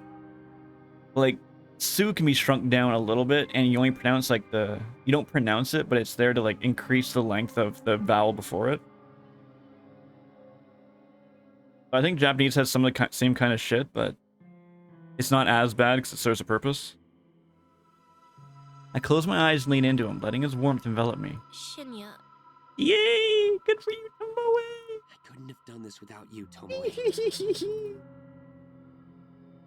And I wouldn't be the man I am today had it not been for you. So, thank you. does this mean you want to be with me again? Yeah. Yes. If you'll have me. God, I'm super happy. My heart swells with this confirmation. I've never been so happy. Shinya, of course. He kisses me again, and I fear the fear I had. My brain's gone now. He kisses me again, and the fear I had of losing him instantly washes away. Won't fuck it up this time. People are dumb. I think it's just I don't know. I don't like silent letters. And English is hard enough without them. Alice, thank you for the bits. Thank you, thank you. 69 triangles. I reluctantly break away from his embrace and hold his shin delicately in my fingers. Let's go find this Nobel Sinclair fucker. Let's go, Tomoe. Yes. Let's find him and bring him to justice. Question mark? What? Ending B. False. Ignore that? Okay. 3 months later.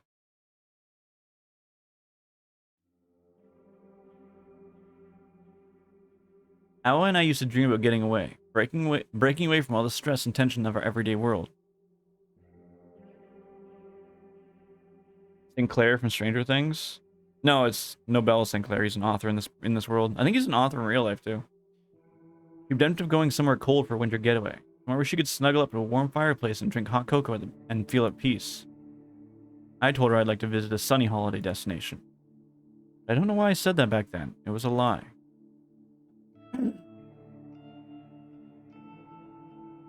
I hated the sun. The harsh light and the warmth always used to leave my skin feeling prickly and scorched. However, things have changed, through no plans of my own. For some reason, leaving behind the life of Corpse Girl helped me appreciate a few of the little things in life. I don't know why. Maybe I'm just happy I survived. Maybe I'm just glad that I don't have to keep living in that accursed apartment.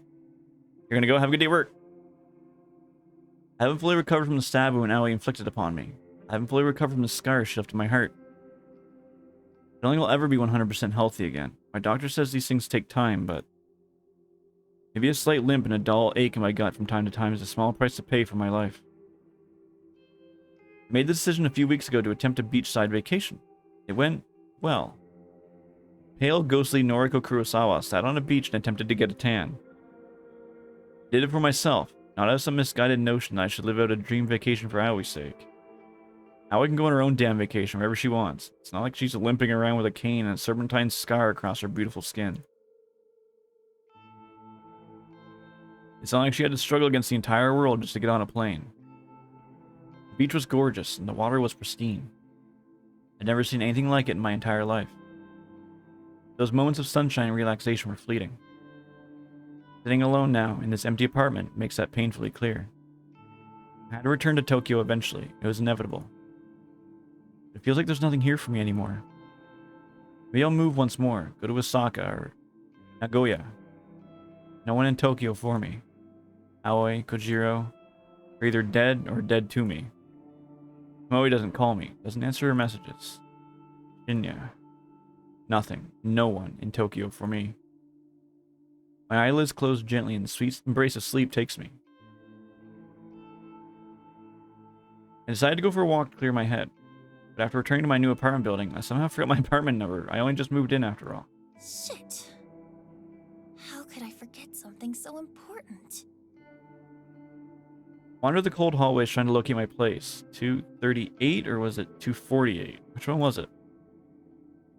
Completely lost, I decided to turn around and search in the opposite direction. As I turn, a slightly open door catches my attention. Who would leave their door open? Anyone could walk into your apartment and steal your belongings. The thought quickly scampers off as I find myself pushing open the door ever so gently. It swings open, revealing a room lit only by flickering light of the television. Hello? You left your door open.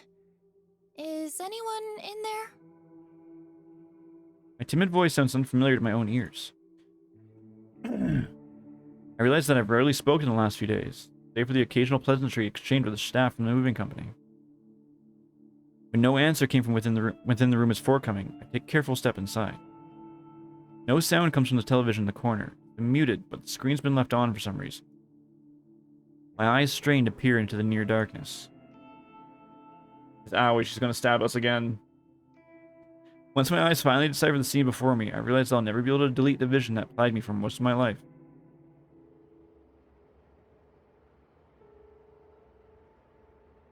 My mother hangs from the ceiling, a rope coiled around her neck like a boa constrictor.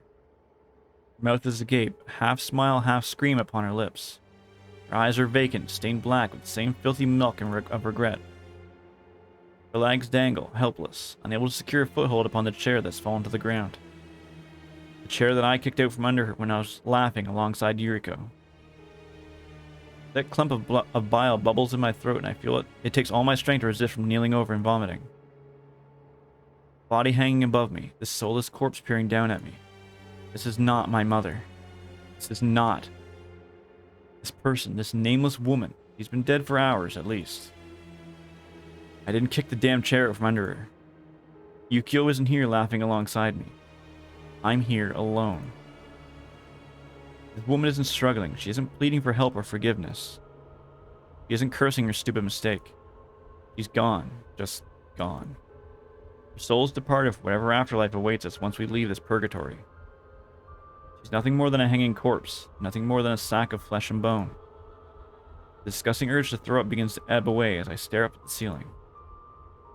The light of the television illuminates the corpse's face briefly, revealing skin gently kissed by light freckles and eyes creased with soft wrinkles.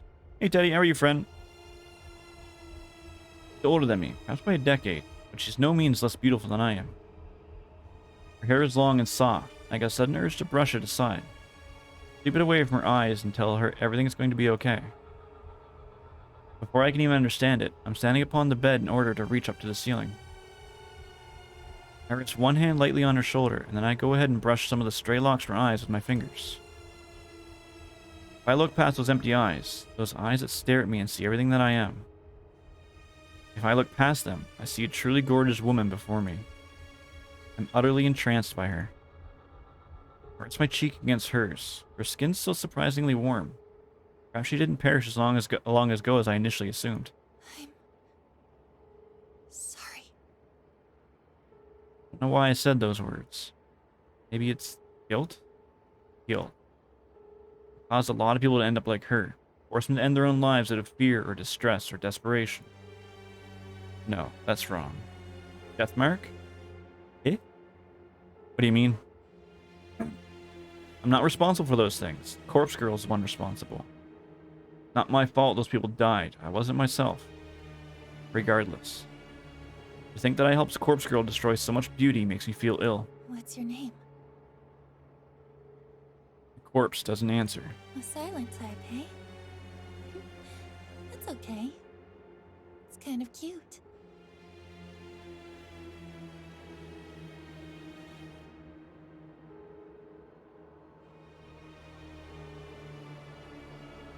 My name's Noriko. Are you hungry? Can I treat you to a meal? No reply. Shh. It's okay. Come on. I'll get you down from there. Let's get you dressed. I'll put you in something nice. Well, this is awkward. What's going on, Beard? How are you, friend? How was Zelda? Let me give you a shout out really quick.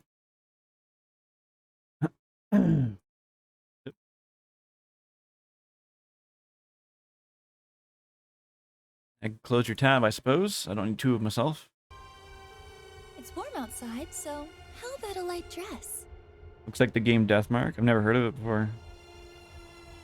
Seen it tweak some random settings, but nothing. I could never do a Zelda randomizer. That's a lot of brain. Takes a lot of brain. Take some time to unloop the rope from her neck and return her safely to the floor. Some part of my subconscious knows exactly how to move her carefully, to dress her, to apply makeup and bring out her inner beauty. I can't recall if I've done something like this before. Have I taken a corpse out to dinner before? Can't recall if I read it in a book or if I've experienced a similar situation. Just because she's dead doesn't mean I shouldn't treat her right. Just because she's dead doesn't mean she's not beautiful and worthy of my love. For a bit of time, my gorgeous friend is dressed to impress.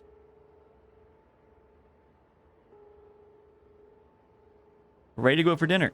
She's not very talkative, so I'll place her order and keep the conversation going. This is definitely a strange game to jump into. Yeah, a little bit.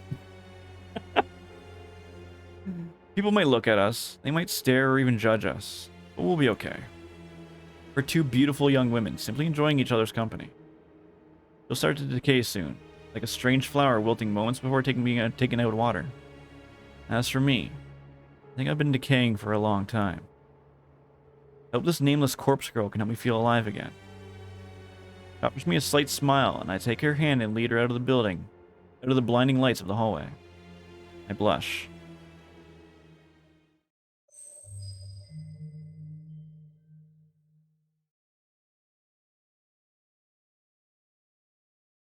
One year later.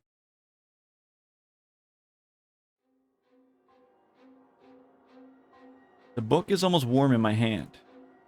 Pristine volume, fresh off the printing press. Paperback, though I would have preferred hardback. It's been a while since I last published a book. Years.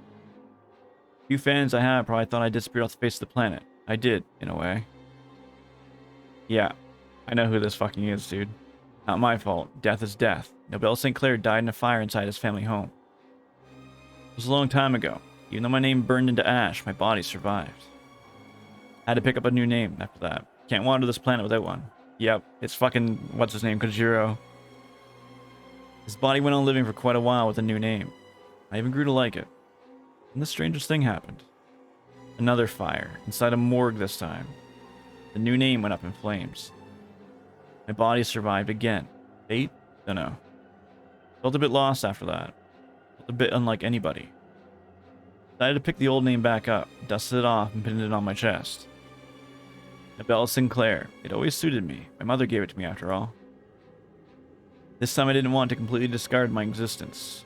This time the time spent as another man. Too much happened. I got too much to tell. Too many tales to keep to myself. So this new book tells an entire story from start to end.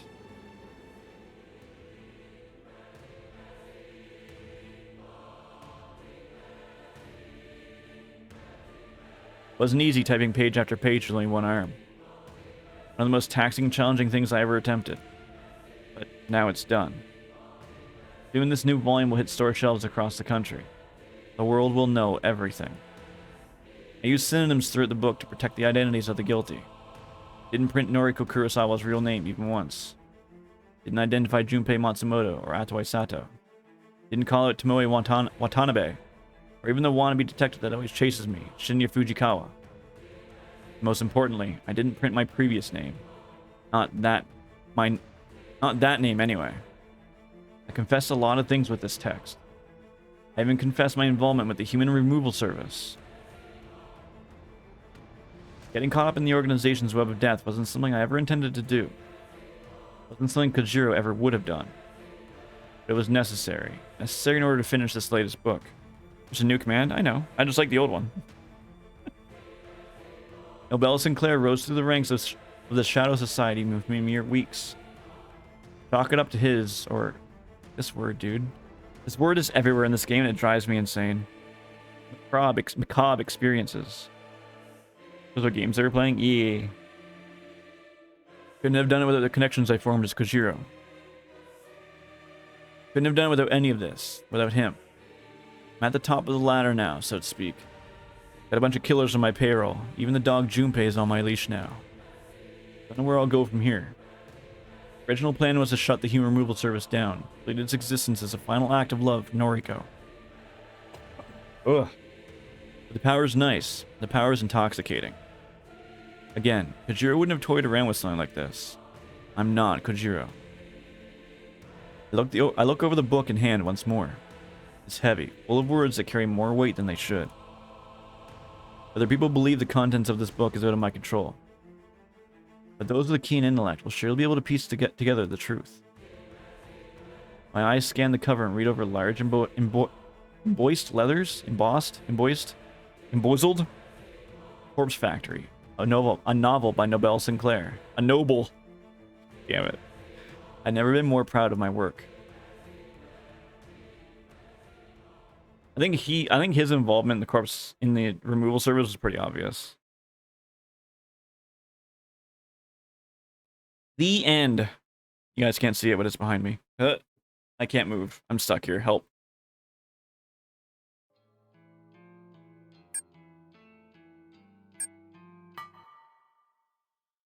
Endings? Does that go through them all, or do I get a pick? Do I see if I miss any? Which ending would you like to view? Which ending haven't we viewed yet? Hold on. There's achievements for all of them. We have viewed...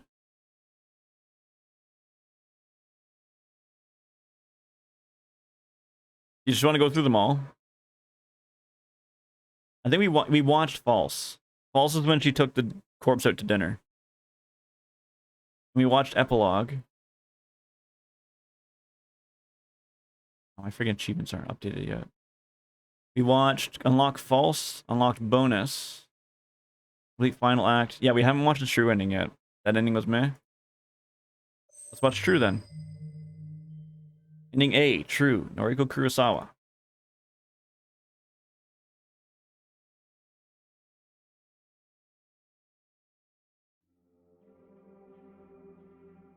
Sometimes on dark and overcast days, I like to feel the cold bite of steel inside my gut. What? Oh, I can feel. That's just I like to feel. Just walking around stabbing yourself. It's a phantom sensation that flickers and dissipates within moments. My doctor says it's nothing to be concerned about, but that doesn't prevent me from pulling my clothes aside to examine my skin underneath. The sight of the scar does little to comfort me. I don't think I should have survived this injury. I don't think I should have walked away after regaining consciousness.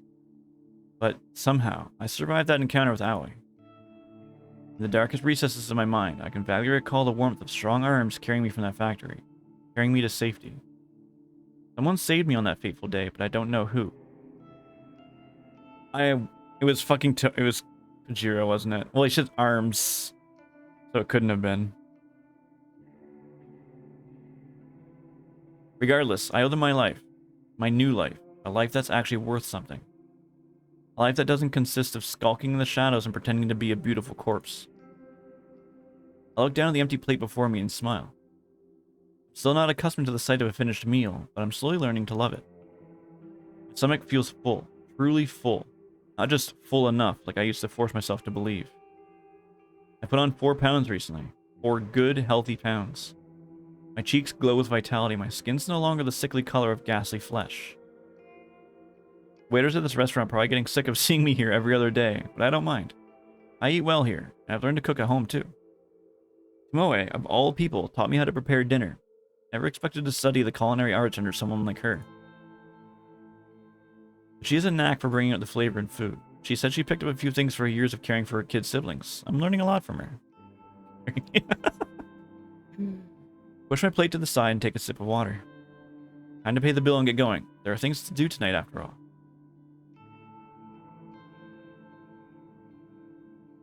Months have passed since I last set foot in these cursed grounds. The wafting stench of decay invades my nostrils and threatens to make me spill the contents of my stomach on the asphalt. The stench that I was once completely accustomed to. Now it's a sickening reminder of the person I used to be not so long ago. I didn't want to come here tonight. I didn't want to come here ever. Yet, here I am. Call it a hunch or a premonition, or just a bad feeling, but some part of my mind urged me to visit this place after receiving a strange text this morning. A text message that seemed both alien and familiar at the same time. A solitary word decorating the contents of the message. Goodbye. Aoi killed herself. God damn it. What drew my attention the most was the image attachment, a photo of a young woman. A young woman bent over backwards, her face obscured by matted hair and blood. her chest exploding open from the inside. The young woman in the photo was me. It was an image of my own corpse. The craftsmanship was excellent. The cadaver used to replicate my body looked just like me. My first assumption was the human removal service sent this photo to me, but upon a moment of deliberation, that didn't seem to be the case. Human removal services activities declined rapidly as of late. The number of murders, or suicides, depending on how you look at it, across Tokyo have decelerated so quickly that almost as if the human removal service never existed at all. Besides, that organization had a particular trademark when sending out doctored corpse photos. They would include instructions with the message, instructions for the victim to follow, usually involving the murder of another victim. The message I simply received said goodbye. My corpse photo feels personal. It's typical of the work I used to perform. It's almost as if someone took over the identity of Corpse Girl, the role that I once fulfilled. But that's crazy, isn't it? I take a deep breath and stride towards the factory's entrance.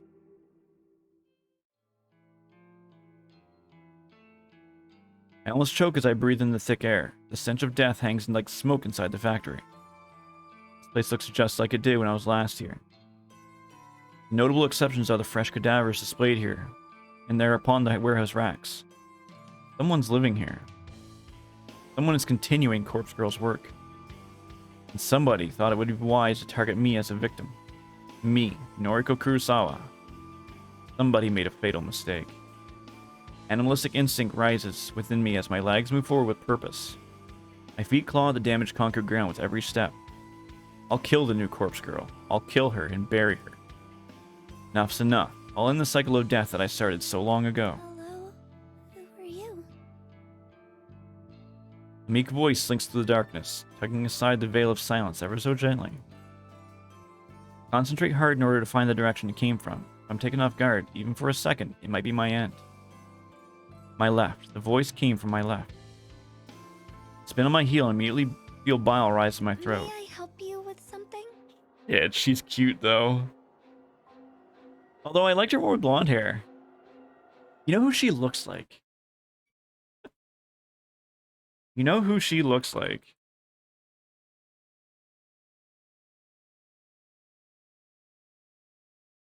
This is a risky Google.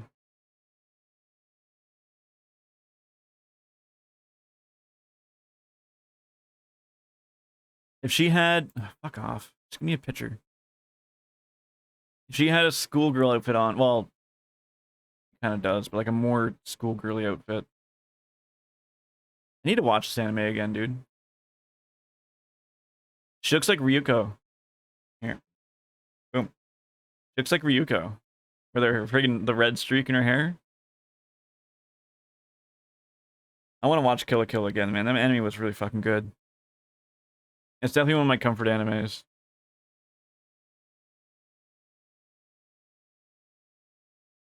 That's just who I see. Like, if you lowered that a little bit, then yeah, for sure. What the fuck is this? My name is Noriko. Noriko Kurosawa. It's nice to meet you. What's your name? Never watched the whole thing. It's worth it. It's a really good anime. Aoi? Is that you? I feel like I'm looking into a twisted mirror. The girl before me is not me, and Are and you yet... here to buy a corpse? Why? I have plenty on display. You can browse as much as you like. But that one on the end of the rack is reserved. Sorry. He runs her grimy hand through her unwashed hair and scratches her scalp violently. A fleck of spittle drips from her lower lip as her eyes glaze over. This is Aoi Sato. Despite her hair and the makeup and the clothes, my old clothes, her voice is the same as I remember. Aoi, knock it off. You're scaring me. Who is Zoe? Is that your name? Well, it's nice to meet you, Aoi. My name is Noriko. Moment of clarity brings immediate understanding. Just like when I was torn between my own identity and that of Corpse Girl, Aoi has become me. Her transformation hasn't been kind to her. Any recognition of her previous self has vanished, and she doesn't even know her real name. After everything I've been through, I should be more forgiving to someone struggling with their identity. I should be understanding and sympathetic. Aoi, Noriko, grasp for air as my fingers clutch her throat. I should be sympathetic, murders her. I ran my knee into her stomach and smashed her into the warehouse racking, causing several stiff cadavers to crash on the ground around us. Stop! Aoi's lost herself. She discarded all remnants of who she once was. I'm fine with that. I can almost relate to it. But I am Noriko Kurosawa. I've reclaimed my true self, and I won't let her become me. I am Noriko Kurosawa. This bitch that stabbed me and left me for dead will not take my life away from me. Die! Die! I press Aoi against the steel racks and feel something within her frail body either bend or break. Her dull, tired eyes begin to droop, and her hands scratching at my wrists suddenly give up the fight. I realize I'm panting heavily as I clutch her neck. Her own ragged breathing synchronizes with mine, almost as if though we were one person. No, she's not me. You are not me! I scream and feel my fingertips puncture her skin. My fingers pierce her neck and drill into her flesh, stopping only when they clasp me tight around her spinal column. With all the strength I can pull from within me, I twist my arm and throw Aoi's to the blood-splattered concrete. She hits the ground unceremoniously, her light body weight barely making a sound as her vacant, dead eyes stare up at the cracked ceiling.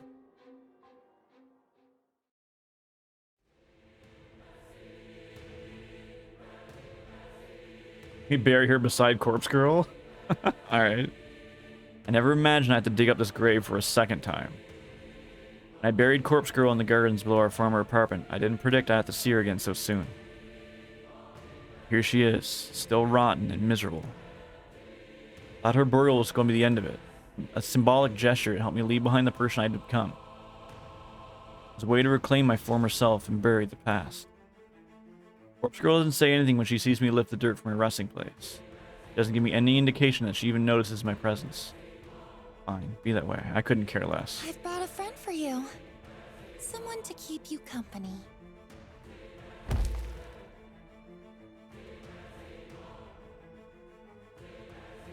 With a great deal of effort, I haul the body of Aoi into the narrow pit and let it collapse beside Corpse Girl. Much murder and corpse movement, right? Especially since her apartment, she had to take a train to get here, and she can't drive.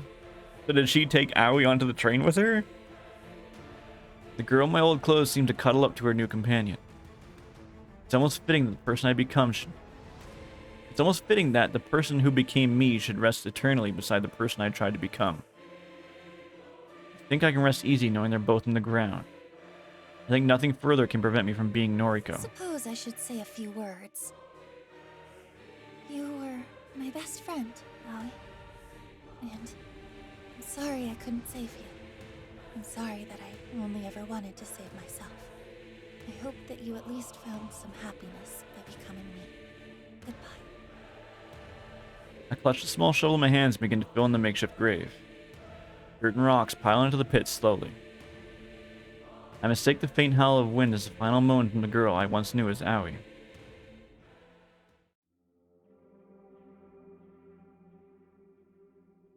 Covered in dirt and grime and blood and muck and God knows what else, I collapse onto the floor inside my new apartment. Very fortunate I managed to find this place. Someone moved out in a hurry. I was able to move right in with just the first month's rent paid up front. Don't know if I'll be able to afford next month's payment, but I'll face that challenge when it arrives. For now, everything is finally over. I should shower, or bathe, or at least scrub the filth from my skin. But I'm so tired. I'm exhausted. This is the price of being Noriko Kurosawa. Roll onto my side and grab my phone, slowly bring it up to eye level. Involuntary frown masks my curt. It's because I mixed them up, dude. I went crusted and dirt and I came up with Kurt. my dirt-encrusted face, and I noticed the icon for one missed call on my screen, an unknown number. A short message tells me the caller left a voicemail. I don't know who had called me at such a late hour. It's well past midnight after all. Close my eyes and let the voicemail play. Hey, bit late. So Oz. we should talk. Call me?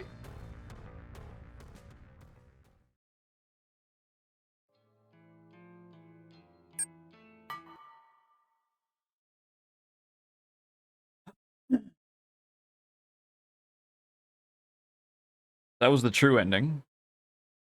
We watched the false ending, so we have to watch Hell and then we're done. Unless you want to see the bonus ending as well. Ending C, Hell. Noriko Kurosawa.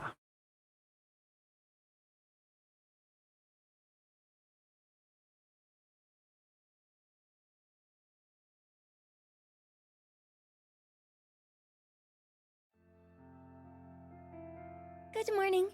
Sorry I'm late. I make a quick apologetic bow to my coworkers for hurrying over to my desk. No one seems too tardy. No one seems too bothered about my tardiness. A few people offer a raised eyebrow, but they quickly return to their own work. I take a seat at my workstation and switch my computer on. The world's life as I organize my belongings. In my handbag, I retrieve some key items. First is my canned coffee. Still cold thanks to the convenience store's powerful refrigeration. Second is my headphones. I can't complete a day of tedious data entry without listening to music. Last but not least is my phone. The screen's a little cracked and the protective case has seen better days, but it's invaluable to me. Something feels slightly off as I looked at my screen. There's a nagging feeling in my mind, some small voice telling me this isn't my phone, but I know it's mine. The familiar red case and the spiderweb fractures itching across the glass. It's my phone, no doubt about it. Pushing the strange thoughts from my mind, I turn my attention to my computer. It doesn't take long to read over the day's list of tasks. I'll be continuing what I started yesterday. Easy. Noriko? I'm startled by the sudden vocalization of my name. I don't know why, but people call me by my name every day. Don't they? Oh, hello, Fujikawa. Shinya Fujikawa is standing at my desk, scratching his cheek awkwardly. I get the feeling he wants to approach a topic of conversation that makes him nervous. I wanted to apologize. I haven't been present in the office of late. Was there anything you needed to discuss with me during my absence? Think about the question. Ginny and I don't really talk on a day-to-day basis. Work is fairly unrelated to mine. I'm just a data entry temp after all. We do have a history together, I suppose. We went to the same school together after all. We were never exactly friends. Actually, I always had a kind of feeling he had a crush on me, but he's not really the type of guy to make a confession. I used to joke about how he would always make a cute couple. I could never see it. He was, and still is, far too dull for my tastes. Aoi. Why does that name sound so distant? I try to put a face to the name, but my mind draws a blank. He was my best friend, and yet... Noriko? Oh, sorry. I get lost in my own head sometimes. Ah, yes, I see.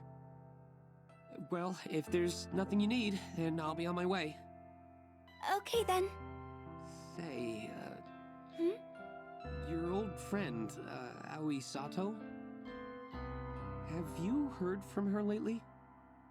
No. Actually, I feel like something must have happened to her. We haven't spoken in... God knows how long. Is that so? That's too bad. I find it odd that he leaves the conversation with those last words. Simply walks away from my desk. My phone cries out, an unfamiliar ringtone that I've never selected, splits my head wide open and prompts my brain to spill out between the cracks of my skull. It just instantly kills me. I squeeze the sludgy grayed matter back into my head and blink a few times. I realize my brain's not leaking at all. Just a trick of the light? Struggle to make eye contact with the screen. The caller ID flashes across the device, identifying the caller as Noriko. Me. My own name. Myself. Noriko's calling me. I'm calling myself? A dull ache still throbs my head, as though it's been recently emptied. I answer the call. Hello? Hear a sharp inhalation of breath, and then the call cuts out. It takes a few seconds for me to realize I'm crying. Shinya's at my side, his arms around my shoulders. Within seconds, the rest of my coworkers are staring down at me. I'm on the floor, my face nestled within the plush office carpet. But I don't know how I got here. I'm supposed to be stoic, unflinching. My ideology, my entire identity. Much for stoic, unflinching Noriko. Remember stoic, unflinching Noriko? Maybe if I just close my eyes, I can make everything return to normal and start this day over again. Well, I need to clear my throat.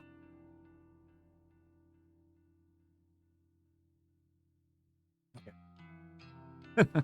The stairs upward feel particularly difficult to climb today. It was a rather strange day at the office, but I know that returning home will make me feel better.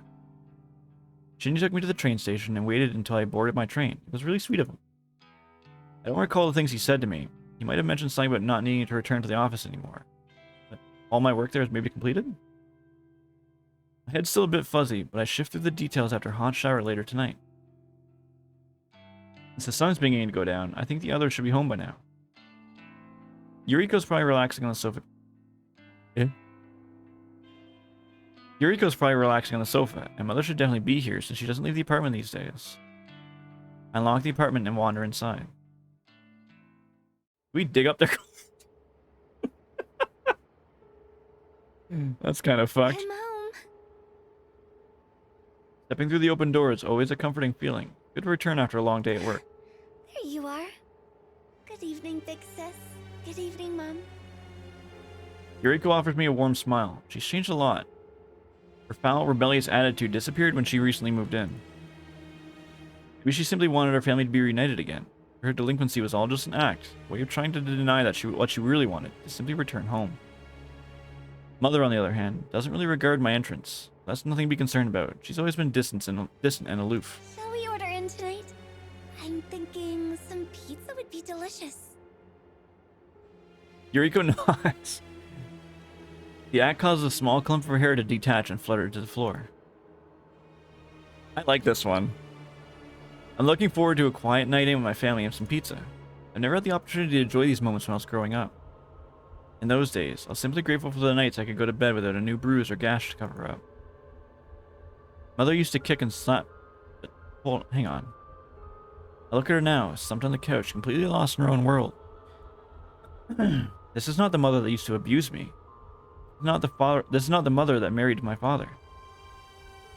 And Yuriko never used to stand up for me, but that's because Yuriko was never there when I was growing up. Where was she? I shut my eyes and tried to shift through the confusing fragments of memories swirling into my mind. She's not my mother. This woman before me. She's Noriko's mother. That's it. That's how I know her. Of course she's my mother. I'm Noriko, duh. I forget something so simple. Yuriko was there when I was growing up. The reason she never suffered me is because no one ever abused me. I don't know why I get so confused and frazzled like this sometimes. I smile at my loving family and clap my hands together. Okay, I'm going to order dinner. Is everyone happy with barbecue pizza? And she's a monster. And Aoi's a complete monster. Barbecue pizza? Well. Yuriko nods, and Mother lets out a quiet snore of approval. I whip my phone up to eye level and open a food delivery app. I notice my battery has 8% left. I should charge it before it dies on me. Keep a charger here in the living room, so it takes me a second to waltz over to the wall socket. As I lean down to grab the charger, I see another phone's already plugged in. Another phone. The case is blue and the screen doesn't have a trace of damage on it. Whose phone is this? I nervously tap the screen and see a list of noise notifications. There are a lot of messages from someone named Junpei. Junpei. A name that doesn't ring a bell. I check to see if the phone's unlocked by pressing my thumb against the home button. Strangely, my fingerprint unlocks the phone instantly. My fingerprint? But this isn't my phone. This can't be my phone. Messages from Junpei all open in quick succession. Babe, good news. Hit me up. Waiting for you. Coffee today? Are you mad at me? Talk to me, my whittled cherry blossom. Ooh woo. I miss you. Did I do something wrong?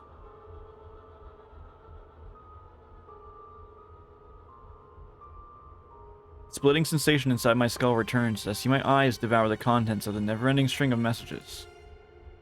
I feel like I know this person, but I can't picture a face. Can't picture any scenario in which we would have met or spent time together. Why does he speak to me in such a familiar way? Wait, he's not speaking to me. Of course, this isn't my phone. These messages were never intended for me. Throw the phone aside. Happy to have broken free of my concern. Doesn't matter who the phone belongs to, it's not mine, so I don't have to deal with it. Plug my own phone into the charger and feel relieved as I watch the battery icon slowly fill up. Okay, Mom, Yuriko, I'm going to go take a shower while my phone charges. I'll order dinner after that. I promise. Thank you for being patient.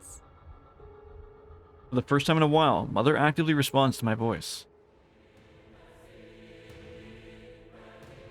Noriko? Her head lifts slightly, and she regards me with her doll eyes. Mom? Where am I? You're not Noriko. A bead of sweat forms my forehead, and a shiver crawls down my spine like a spider. Her firm, accusation tone immediately chills me to the bone. Of course it's Accusatory. me, Mom. Accusatory tone. It's me, Noriko. No. You're... Where am... Panic settles on her delirious face. I don't exactly blame her for being scared and confused. She's been in a near vegetative state ever since she attempted suicide. But for her not to recognize me, for her to forget what her own daughter looks like, that's inexcusable, unforgivable. I'm Noriko, damn it. I fall to my knees. The splitting, throbbing, aching pain in my skull reaches a crescendo, threatening to blow my brains out across the living room. I'm Noriko.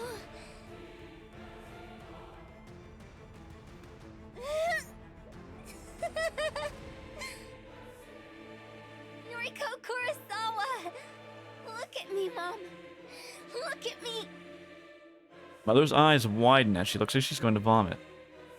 She turns to see Yuriko, white and ghastly, in the seat next to her, and a tear forms in her eye. What have you done? What is this? Just shut up. Just shut up and be a part of my perfect family. Look at us.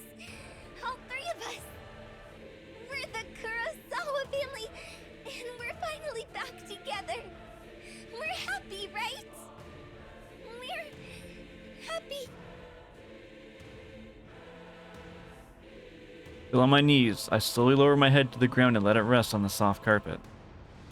I barely register the sound of the door opening behind me slowly. After the creaking hinges come to a rest, a strong voice floods my ears. Harold, you're Noriko no longer. Got work for you. The rest of the voice wanders towards me and towers above my face-down form. Get up. He said I'm no longer Noriko. My identity slip away so easily? Can it vanish into thin air like it was never truly a part of me? No. I will always be. I am Noriko! I leap to my feet and launch myself at the man who dared to enter my apartment and tell me I'm not truly who I want to be. I barely catch a glimpse of his face before he pummels me in the nose with a broad fist. On the floor again in an instant, dizzying lights above me spinning in my blurred vision. Get up. Get your things. We're cleaning up after Corpse Girl's mess.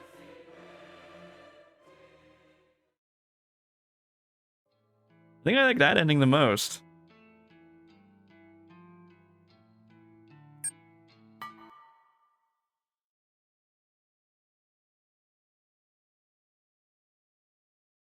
Barbecue pizza's okay. I mean, it's not the worst, but if I was going to order pizza, I would eat it if it was there, but I wouldn't, like, order it. Bonus ending. Tomoe Wanatabe. I think we already seen this, didn't we? Yeah, we've already seen this. Okay. We're done.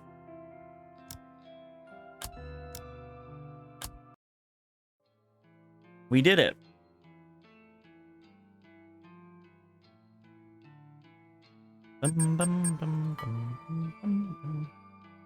We seen all the things and did all the stuff.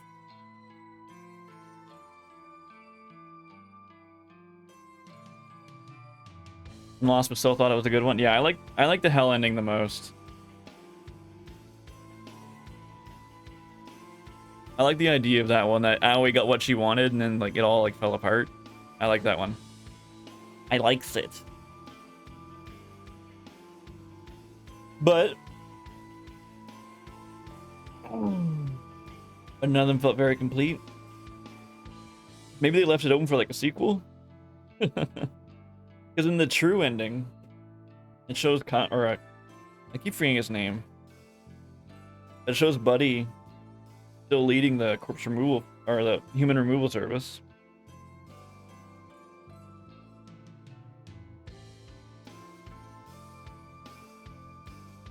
I thought it was pretty good.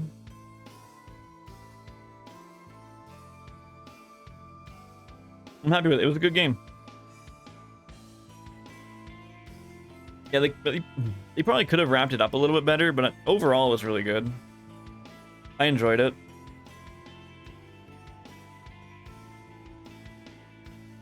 If they all go together, I don't think so, because I think in the hell ending, Noriko actually was dead.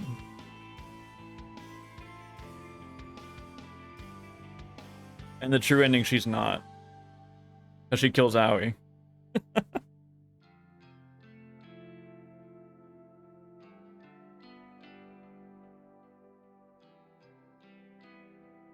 But it was good. If I'm missing an achievement, Forge Bomb with Aoi. Clear the bonus mode. Actually, we still got time. Bonus mode?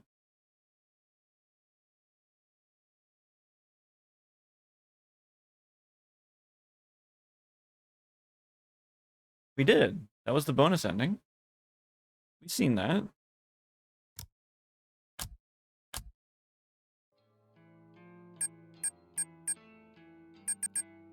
I guess I just don't get the achievement for it? That's fine. That's fine. I guess we'll just do a short stream tonight. I don't really play. I don't want to play Phasmo for 40 minutes.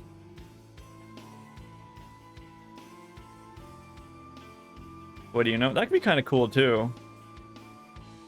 But then he comes back and gets her, right? I don't know.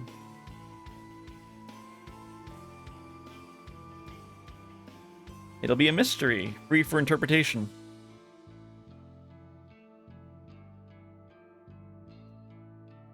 I can't wait for this morning. We're gonna play a game where I can just mindlessly blast things away. I'm so excited.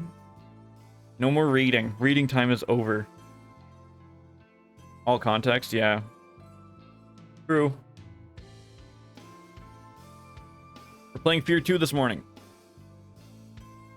Sounds fun. I am excited. The last 2 games have been so text heavy. It's gonna be nice just to shoot things. It's gonna be really nice to shoot things and have a gun. But I think I will take off early tonight. I think I'll just do a short stream, because I don't really want to play Phasmo for 40 minutes to get my 3 hours. My brain gets to rest. Oh my god, I'm so excited. Just turn it off and just shoot stuff. If I remember, the jump scares in Fear 2 are still pretty good. So I'll get to check them out. I'm excited. You guys, thank you for hanging out today. I appreciate it. Hopefully we'll see you back here this morning for... Alright, I got a question before I go. Do you guys want me to play Fear 2 this morning? I'll leave this up to you guys. Or... do you want to do Mario Kart with Taiji, you, and Bunny?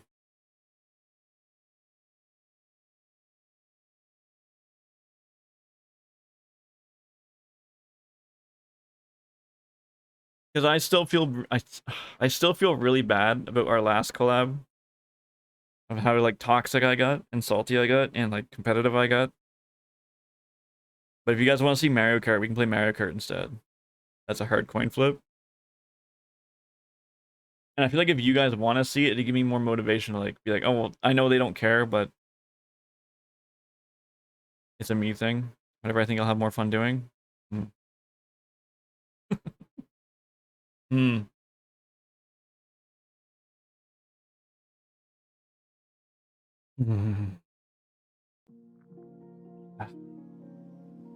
We'll figure it out then.